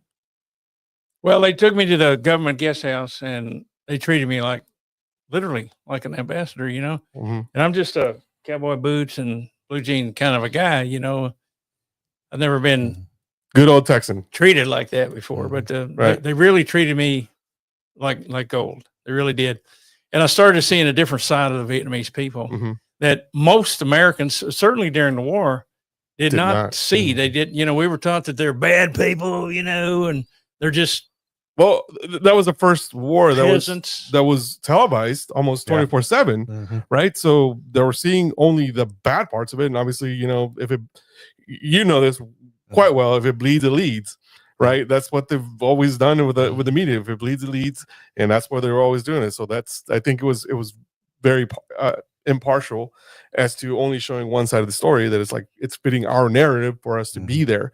And so it wasn't showing the humanity side of these people. Exactly. But okay, so the next day we went to Winvania's house. Mm-hmm. It was 70 miles southeast of Hanoi, and all they had at that time was a rock road. They put rocks down for the concrete, and that road was a bumpy road. It took us 3.5 hours to go 70 miles. Jeez. In a 9-passenger Toyota van. But we got there and shook hands with the guy, the translator, Lung Tani, introduced us, you know, and I was very apprehensive of walking into his house. I didn't ask Lung Tani if he had any guns or grenades, but it was certainly on my mind. Right. Because you didn't know what to expect, right? Yeah. I didn't know what to expect. You know, I just saw the worst of this guy out on the battlefield. But they were quite cordial, and we talked a little while outside and shook hands and kind of got. I mean, almost the whole village was standing around looking. Wow, because they heard about this. You know, and you're towering over everybody. So yeah, I mean, yeah. And we went to town, and it's a small village, 5,000 people. Everybody was wanting to look at me because I was the first American in that town ever. Wow. Ever. They'd never seen an American before. And they're like, yeah, well, he's got 2 eyes and a nose and ears. Colored eyes. We were as different to them as they are to us, you know. But this guy had a heart. He really had a heart. He was a lover. He wasn't a fighter. He was a lover. But after a while, after a few minutes, he invited me in for tea. We started drinking the tea. I guess it was before noon, and then it became time for lunch. Well, Americans can't eat Vietnamese food because it's make you sick. It's just the flora, you know. It's got a lot of bacteria in it that we're not used to. So I wouldn't eat anything. But his wife was sitting to my left, and he was sitting right on my right. And the camera was just right across the table, you know, filming us. And she took her chopsticks and was putting meat in my plate. And I'm looking at that, and I'm saying, Steve, does she know who I am? You know, like I was sent there to kill her husband. He said, yeah, she knows who you are. She knows exactly who you are. I said, wow, man. That's a big lesson in their culture, you know.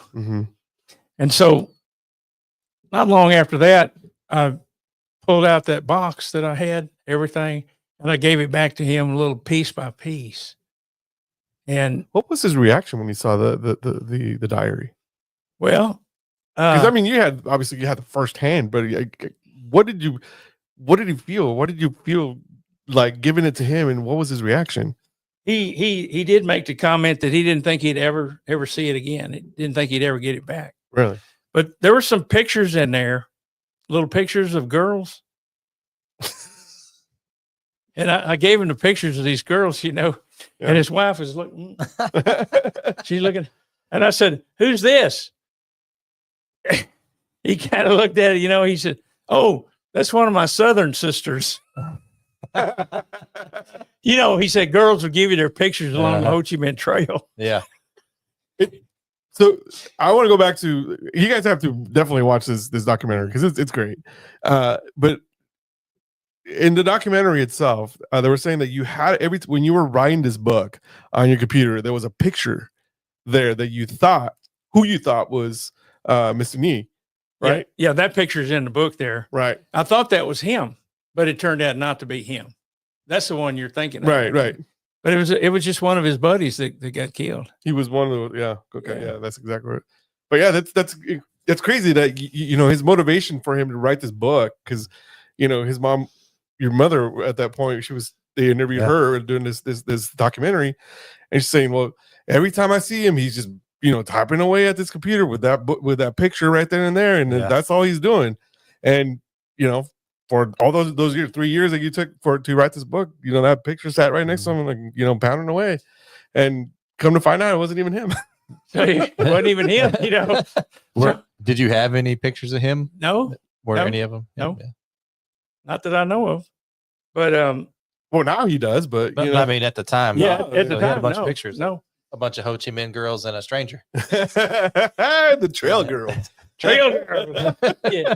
Yeah. So, yeah, typical soldier, and his whole family was there listening. I'm giving these pictures back. Right. This girl. He There could was have a done lot it of in guys. private, but he didn't. He's Yeah. like, no, I'm gonna Yeah. put your business out there. That was my Are- southern Are the secret. cameras rolling? Yeah, exactly. The cameras were rolling at that point. Everybody in the movement, Viet Cong, they called them all sisters and brothers and all that, but anyway, the next day we went back to our hotel, the government guest house in Hanoi. I spent the night there and almost couldn't get to sleep because of all the excitement and everything and some of the flashbacks and everything going through my head. And Right. finally, Steve, he knew I was awake, but I started writing something in my journal, and he came in and comforted me. After that, I was able to go to sleep. But they took us back to get Nia, Mhm. and they took us to the airport in Hanoi, and we flew down south That's where you guys were, right? Kontum. to Kontum. Mhm. First had to land at the airstrip at Pleiku, and then it was 45 miles to Kontum where the battlefield was. They took us back to the actual battlefield, Wow. the film crew. How did you feel going back to, I mean, it was what, 25 years later. How did that feel to kind of, Well, were you right back at where you were, Yeah. in 68? yeah. Did it look the same? Fairly close, but they had cut down most of the large trees and marketed the mahogany The wood. mahogany. Yeah. They don't have a forestry thing like we do here, so the trees hadn't grown back. Those Right. trees probably been there for 1,000 years, but we had to go to the governor, which was customary. Go to the governor's office in Kontum City and tell him what we're doing and what we need. So he got this North Vietnamese officer to escort us back to Hill 1064 on the map. We showed him where we wanted to go, and he knew right where it was. So this is about a 3,000-foot tall climb, Mhm. and we get about halfway up and we stop because it's kind of like mid-afternoon. Why are we stopping? He said, well, we got to set up here. Why? Well, it'll be, if we go all the way to the top, we won't have any daylight before we get back. Oh, okay. Okay. So we set up about halfway, and I could see where the battle took place. Mm. I could see where everything was. And so they interviewed me, they interviewed Nia, and got his thoughts and everything. And this North Vietnamese major, he was carrying an AK-47 and had that pith helmet on. Mm. He was standing guard at the door of the governor's office when we drove up, and I didn't want to go in. But I went in finally. So the governor asked him to escort us to this Hill 1064, where this battle took place in that book. And we got halfway up there, and they interviewed me, and I started crying because your question was, how'd you feel? I felt the blood of many, many people. Mhm. I felt that frequency, man, of hurt and pain. And Did you feel scared at that point? Like how you felt when you were there? Like no, that it wasn't. whole It wasn't like that at all. It was just pain, just the pain, overwhelming. pain. I started crying over it, Yeah. And I said, I just want this chapter of my life to be over. Mhm. And so they finished interviewing me. Then they started interviewing Nia, and I got a chance to go over to the edge of this mountain. Yeah. And that North Vietnamese guy followed me over there. And so talking through the translator, I said, well, we had a mini fire base over here in this direction, had a 4.2-inch mortar and some couple of 105 howitzers over there. I said, was it over here? And he says, no, it was over here. And I said, well, how do you know? How'd you know? He ripped open his shirt and he pointed to a bullet hole. He said, because I was here. Oh, wow. Oh wow. I said, whoa. The guy didn't like me. Yeah. Yeah. This major? Yeah, he didn't like me. He wanted to see the diary. I had the enlargements of the diary. Uh-huh. He took it and tore it in half. Really? Yeah. Wow. I don't even know if the guy's still alive or not, but he had his own PTSD. Mm. And he was still serving, so he hadn't really He was- decompressed it at all, had he? Yeah.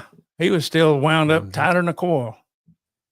So anyway, that's where me and Lieutenant Nia became real good friends right there. And I asked him if he could forgive me, and he said, yeah. We gave each other a hug. He said, let the past be the past. And we gave each other a hug. I said, I want to forgive you, and can you forgive me? He said, yeah. We hugged each other, and I could just feel the love. Mm-hmm. And I love that man so much. It's a unique story of hatred turned to love, Right. all because of this little diary. Had intervention. Mm-hmm. And I've been back to see that guy 9 times Since that day. Mm-hmm. 9 times. And each time I gleaned a little bit more. And in that book, The Healing Box, it's got not only my story, but it's got his story in there too. And they're woven in between each other. And every time I went there, I gleaned a little bit of information from him for that book. Wow. Yeah. But you probably don't know this part of the story is that maybe 5-6 years later, he comes to the U.S. Okay. He and his son come to the U.S. No, right? it was 3 years later. 3 years later. There you go. Yeah, I forgot all about that. Thanks for reminding. See, Hey, this is what I'm here. I'm here. This is my job. That's your job. That's your job. Yeah. So he comes to the U.S. right, and this is the first time that a foreign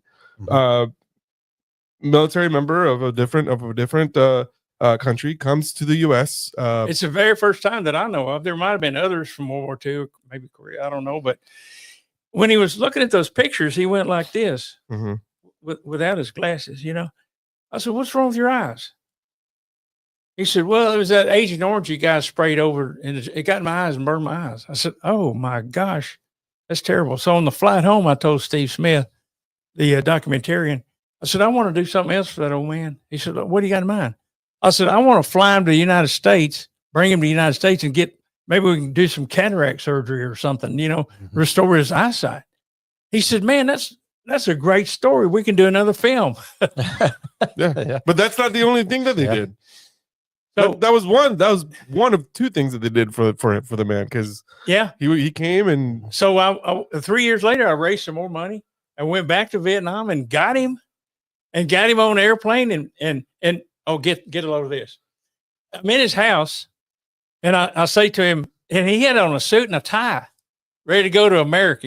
I remember that. I saw that. Yeah. I said, are you ready to go to America and eat some American food? He said, I've already eaten it. What? I looked at him like, you already eaten it. Well, whenever we dug holes every night, we'd move every day and dig 6-foot deep holes. And in the morning, we'd throw our sea rations that we didn't want in the foxholes and cover them up. So they were starving to death. They were eating tree roots, and they didn't have any food like we did. They would get in there and dig up those sea ration cans. So they were in the 1930s. That's the American. Yeah. Oh. That's the American food that guy was eating, Jeez. But when he got over here, he loved Mexican food.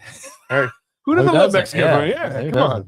Universal. But I got him here, and we got him first thing right off the bat. We got him a sit with an optometrist, and he said, well, I hate to tell you this, but the trouble with his eyes is not chemical poisoning. What is it? He said, it's just like a bomb blast, concussion from a bomb. Had gotten too close. He had gotten too close to it, and the concussion knocked the cells off the back of his retinas. Oh, wow. So there's nothing we can do for that. But he had one fairly good eye and one not good eye. But so we took him out and got him a pair of glasses. Yeah. And the last time I saw him in 2019, he's still wearing those glasses. He's still wearing that cowboy hat. We got him from Fort Worth. Nice. Oh my God. That was the talk of the village. But that cowboy hat. It was unbelievable that the glasses improved his sight so well. Yeah. Yeah, I think that's on the. It's on there. It's on there somewhere. One of those shows. It's on the long documentary that there's. Oh yeah. But that was not the only thing that was like when he was here. There was they had he was having some issues with his heart. Like there was other stuff that we had going on. There was a Vietnamese doctor. We got a lot of publicity when he came here, and we did a press conference at the VA. Right. We weren't treating him at the VA, but some of these American veterans, treating the Vietnamese Viet Cong, that ain't right. We weren't treating him at the VA. Right. We just did a press conference there. But anyway, we got him private doctors and everything like that I paid for. And we were seen on TV by a Vietnamese cardiologist named Dr. Van. He lives in San Antonio today. Mm-hmm. You're going to love this part of the story. Dr. Van calls me up. He says, I want to help. I want to do something. Dr. Van was from South Vietnam, Right. but he was familiar with the Viet Cong and the North Vietnamese and everything. He came here when he was 12 years old, went to a medical college here and became a MD, cardiologist. So he says, I want to do something to help. What can you do? He said, well, I can give him a full physical. Okay. So down at Medical City in Dallas on Forest Lane, we took him down there where Dr. Van's office was. And he did a full physical on this guy. And they were in the surgery room to do that. They make an incision on your femur artery down here and push a little camera on a wire. Angiocardiogram, they call it. And he couldn't get it in. He made a surgical slice in his femur down here and could not get the wire in. So he says, what the heck is this? So he took a x-ray and went in and put it on the wall. That's when they did it on the wall. And he saw that he had his blood artery had been cauterized a long time ago. Wow. Long time ago. And so once he saw how to navigate it, he got that wire into his heart. And he could see that he had a leaking aortic heart valve. And so Dr. Van called me in there and he says, look, I guarantee you he's not going to die of a heart attack because he's got a leak in his aortic heart valve. But he says he needs help. I said, what can we do? He said, we can do surgery. They were going to do surgery on this guy, put a new aortic heart valve in his heart while he was here. And I'm thinking, oh my gosh, what if he dies over here? You know, right? I said, that's a risk I don't want to take. Anyway, they did a press conference right before the so-called operation and called it off and decided to just treat him with medicine instead. Okay. So the medicine kept him alive. Unfortunately, he died 3 weeks ago. Yeah, I remember you telling me that. I told you that. I called him because I've been trying to get him on the show, and he's like, "Hey, I just got some bad news. Miss Mia, I was just told last week that he passed away last week," and I was like, "Oh my gosh."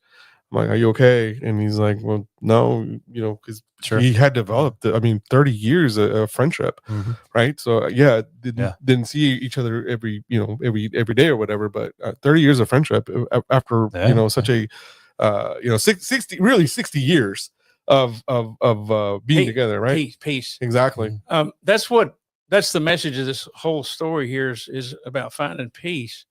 And it's in the message of forgiveness and reconciliation, but it gave him peace and gave him a long life. He lived longer than what most Vietnamese would live. His wife died in 2008, and he just passed away. He was 96 years old. Wow. So him walking 600 miles down to Kontum to fight, and then doing all the fighting that he did and then getting wounded like he did and walking back on a crutch, getting lost in the jungle, catching malaria half a dozen times, and still living to be 96 years old. Yeah. The medicine helped him, and the trip to America helped him. Finding peace helped him. It helped his family. It helped everybody. Exactly. And I'm sure, at that point, I think, it was unheard of, obviously, because of Vietnamese. That was our worst conflict, to date. In 93, we didn't even have diplomatic relations in 1993. We didn't get that until 95 or 96. And I'm sure you were a big part of that. Yeah, I was. And in fact, in 2008, President Obama went to Vietnam and spoke. I've got the speech if you want to see it.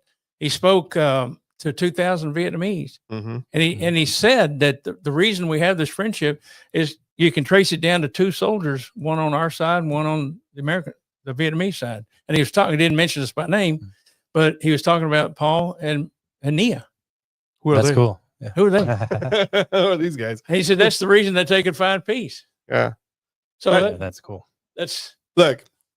we're about almost out of time here. Okay, from here on. From here on, but here's the thing. We're obviously to a good part of the story, and obviously there's a second part of it where we're gonna intertwine his story and your story. You've only told us, one side of the story, and 96 years of him, being alive. And I mean, for someone that almost, they were starving. They had so many other things that were there. I mean, we left so much, Agent Orange just all over the place, because we bombed him like crazy with Agent Orange. And, to think that he lived this long, it's incredible. We lost about 60,000 guys. They lost a couple of million. Yeah. Yeah. You guys went to DC too, right? Yep. We went to DC. Did you in 96? You took him to the Vietnam Wall, right? I took him to the Vietnamese Wall, and they also, by then in 1997, when I brought him over here, December 97, they had opened an embassy in DC. Right. So we Vietnamese embassy. So we took him in the Vietnamese embassy, and I got to meet Lee Van Bang, who was the first ambassador, Vietnamese ambassador to the U.S. media. How did he feel when you took him to the wall? He said, you have lost a lot, not as many as we've lost, but you've lost a lot.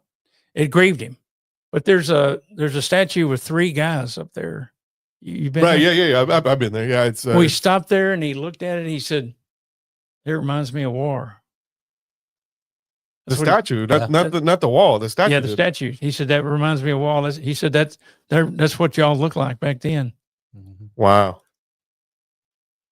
How did you feel when he told you? Sorry. So how did you feel when he told you that? Did it break your heart? Kind of like, were you like shocked? Yeah, a little bit. I guess I was a little bit shocked that he could recall that. Yeah. Because I was recalling it too. Sure. We both had PTSD. Yeah. But look, he's really a wonderful man. No, we're not taking that away from him. He really was. He really was a wonderful man. I mean, he was so different than I was, but I had to love him because he had a great heart. Yeah. Did they have any kind of memorials? I can't imagine if we were to fight any modern day battles on U.S. territory. We memorialize the battlefields, and in France we memorialize the D-Day landing battlefields. Is there anything near where he was that had memorialized any battlefields from Vietnam or monuments or anything? No, not yet. Mm-hmm. But one of these days, when you're going from Hanoi, they got a new road there. It's smooth. Oh yeah, you can get there in about an hour driving 70 miles. Last time I was over there, there's a river you got to cross. It's called the Red River Delta. A lot of flyboys got shot down there and taken as captives in the Wallow prison. But when we were over there filming, I told Steve, I said, I want to name this river one of these days the Nguyen Van Nia Memorial Bridge. Yeah. Hey, that wouldn't be too bad. Cool. One of these days when I get enough money, I'm going to go over there and do that. Yeah. Hey, we got some comments from our social media from Jesus Rome. He says, one of the 11 Bravos we had in my intel section became a 96 Delta imagery interpreter of recon photos taken in upper Korea in Vietnam. We were in Phu Bai, he says. And he also said he came to our section from the 173rd. So there's other people that were in 173rd. Outstanding. So, airborne all the way. Yeah. So he just posted that on our social media. Thank you, Jesus, for listening to us. But yeah, so Mr. Nia, his bridge. I mean, are you pushing for that? Not yet. I got to get some money first. Can you write me a check? I can write you a check. This guy can write a check. Look at how he's dressed. He's dressed like a millionaire. You would be able to take some music out there for that, Well, let's all go over there. You want to go? Live remote, I'll go. Hey, we could broadcast live from there. I mean, we could. I got to tell you this really quick story. We're going to close up pretty soon, right? Terry, tell your story. Okay. Well, I'll make it as short as I can. Okay, so we'll be here for another hour. Hey guys, in the control room, we're gonna be here for another hour because you know how Paul can talk. The one that said they didn't want to talk. Short story. Yeah, the short storyteller. Okay. So this experience was so healing for me. Mm-hmm. I formed a 501c3 to take American combat veterans to Vietnam to meet some of their former enemies. Mm-hmm. And the first and last trip we did was November 2019. I took 10 guys over there. Mm-hmm. Not all of them were combat veterans of the Army or anything, but we had the government help. And they asked, what would you like us to do? I said, well, we want to meet. We're bringing 10. We want to meet 10 North Vietnamese soldiers, former soldiers. Mm-hmm. So we had a round table right there in Hanoi, right about a block away from the U.S.A prison, which everybody knew as the Hanoi Hilton. Right. That's where McCain. McCain. Yeah. Where was that? Yeah. And a lot of guys, Jerry Coffey and so many others were there for 6 and 7 years. Mm-hmm. But we were in General Giap's old office building. Remember General Giap? He was a famous general that kicked the French out at Dien Bien Phu in 54. Mm-hmm. We were in his office and we Wow. had this round table. And one of the guys that I took was from, I think he lives in Virginia, but he was a pilot that got shot down and he was in the U.S.A prison for a while. And so they asked the pilot who shot him down to come to the round table. And he couldn't because he was already deceased. But they invited his wife. Oh wow. So this American pilot got to meet the Vietnamese pilot's wife and they became friends. Look at that. And so it was a successful trip. But we got a tour through the U.S.A prison. And this guy found his picture still on the wall in the prison. So they took it down and gave it to him. That's what was his picture on the What wall? Did they just have pictures of prisoners on the wall? Yeah, they had pictures of prisoners still on the wall. Wow. And so I've got a picture on my phone of him pointing to his own picture. Oh wow. It was fabulous. They gave us a tour of the whole prison, Right. man. And I tell you, I lost it in there, man. I just I'm sure. so many bad vibrations in there, man. It was Yeah. killing me, man. It just ruined my whole trip. Yeah. So coming up, I mean, every year we celebrate the Vietnam Veterans Day, right? Yes. And which is Saturday. coming up on Saturday. Mhm. So Aaron and I would, I don't know, you haven't told me whether or not you're gonna be there on Friday.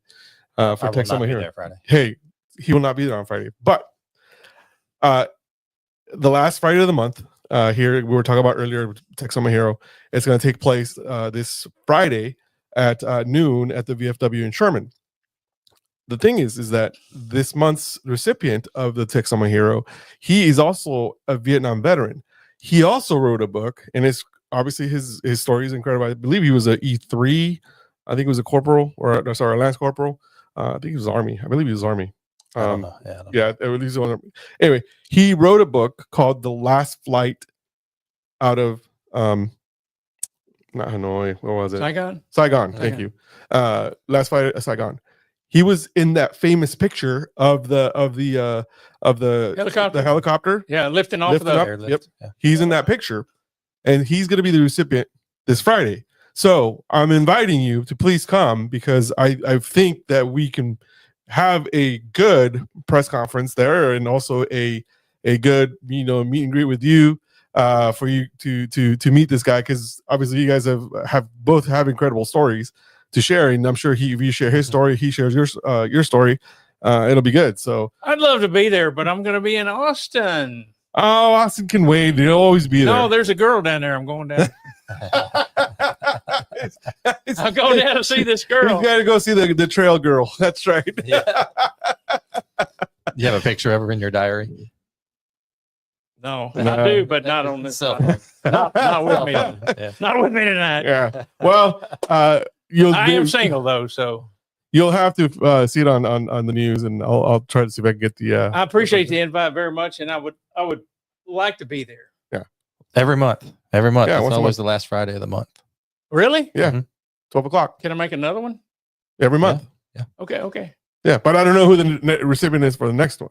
The reason why why this gentleman was actually chosen was because the Vietnam Veterans Day. Sorry, the Vietnam Veteran Day is the day after, so on Saturday. So that's why he was chosen. Yeah. So, Well, I would be there except for this. I've already got this planned and had it planned for a couple of weeks, and you know, Priorities. Got to Yeah. go. the trail girls are always you Trail gotta girls. do that. So that's a very good. southern sister. She's down in Austin. Yeah. She's my southern sister. That's right. So I'm gonna tell you now, you have to come back. We do have to do a part 2 on this because this is not just There's more. there is more in the story. So you're gonna have to come back. We're gonna have to make some time later on, and we're gonna keep you in limbo with this because I think it's an incredible story. And I told you that when I first met you, and I was like, he's gonna have to be on it. And I told him, He did. He did. Yeah. Just it didn't take him that long. well, it took a little bit because there was timing issues and all that stuff, but we finally got you up here and we're going to do it. But we're going to have to come back for part 2 of this because we definitely got to get to the second part of the book. The second book, it's called the Healing Box. And this is the story of both Mr. Nia and Paul. And it's talking about, how their stories were intertwined. And this book was written, 19 It's 2021 it's published. Okay, so It's fairly recent. for a reason. It's it starts out with him as a young boy, starts out with me as a young boy, and gets into the military years and then gets into the war and gets into his trek home, Mm-hmm. which is kind of like the Trail of Tears that Mhm. the Well, Indians it took had. them 2 years to get 600 miles. Yeah. Yeah. Trail of Tears and the war was still going on when he got home. And Wow. and he when he got home, his wife said, "Oh, you need medical care." So she took him to the doctor, and they wouldn't treat him. They said, "Where's your papers?" He said, "I ain't got no papers." He said, "Well, we ain't gonna treat him." And his wife said through the door, the doctor slammed the door in her face. His wife said, "Well, this American got his papers. The Americans got him. He ain't got any papers." They wouldn't treat him. Wow. So he went to his old unit there in his village, Mhm. Tien Hai, Tai Binh Province, 70 miles southeast of Hanoi. He went to his old unit. There was a major in there. Said, the war's still going on. What are you doing home? Because they don't get to come home unless the war's Right. over or they're dead. And his wife pulled up his shirt Mhm. and showed his massively disfigured Abdomen. abdomen area and his legs. And he says, "Oh, okay." So he went and got the records and they gave him some records so he could go to court and get his ID. Oh wow. Mm. That's incredible. Things that you don't hear about. Stuff you'd think Yeah. that you'd hear from our VA here. Yeah, that's every day. That's every day. I mean, shoot, we all go through that. A lot of us do. So, anyway, Paul, I just want to say, real Please. quick, I'm glad I got to be here tonight. It's definitely an honor to sit in here and listen to you tell your story. And I'm glad you are out telling it. And I hope that when you are out telling the story that you talk about the PTSD and point people in the right direction, because it does make a difference to talk about it. And whatever does. your situation is, don't sit on it. Right. And so anyway, it's been an honor to sit here and hear your story, and I can't wait to hear the rest of it. Thank you, Aaron. And I appreciate. I'm sorry I hogged it all. No, hey, what did I say at the very beginning? This You're is your show. This was your you're show. a media. Yeah, the media whore. Yeah, media whore. Yeah. Yeah, I told you at the beginning. After all, I am an ambassador. That's right. Yeah. Over in Vietnam, not here. I'm just a peon here. But the one thing I would tell everybody about the PTSD is you'll never get over it. Mhm. You will never get over it. No. But there's a time in our lives where it controls us until we learn how to control it. Mhm. We can learn how to control it and deal with it. Okay. Yes. We can't get over it. It'll never get out of our lives, but we can deal with it. We can learn to deal with it. That's what I want everybody to learn. Yeah. Yeah. Well, Paul, thank you so much for being here, my friend.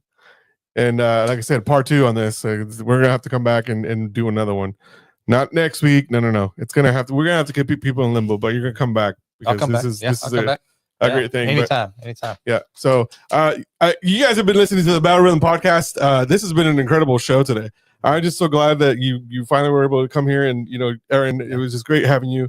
Again, we're on Voice of the People Radio, TV, and Network, and also on Busey Digital and on Patriot Radio. My friend Matt Liucci, he actually probably Liucci, but Liucci, it is what it is. That Italian name I can't ever pronounce it, but Matt, he's the one that actually puts together Patriot Radio. So thank you for that, for allowing us to come to your homes and to stream live. And next week I will have a great guest.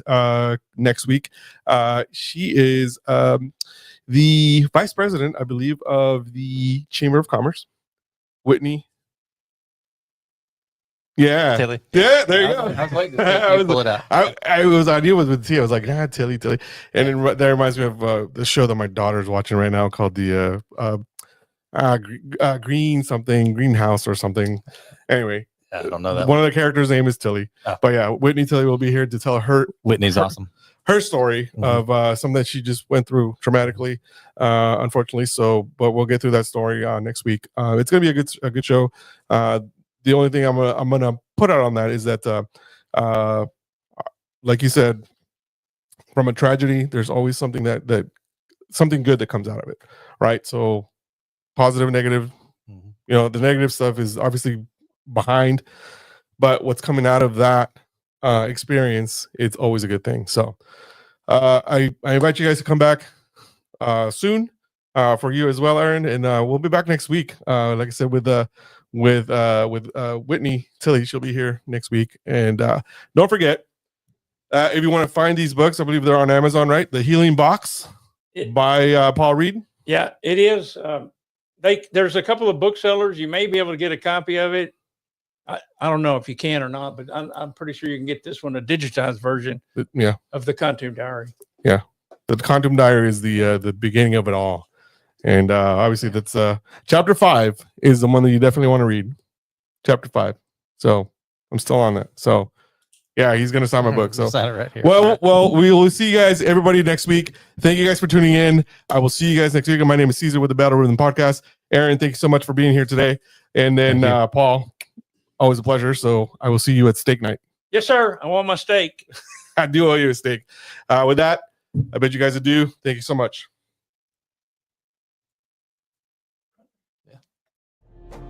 Thank you for watching. As we wrap up today's show, we want to extend our heartfelt thanks to each and every one of you for tuning in. Your support and engagement means the world to us, and we hope you found today's content insightful and entertaining.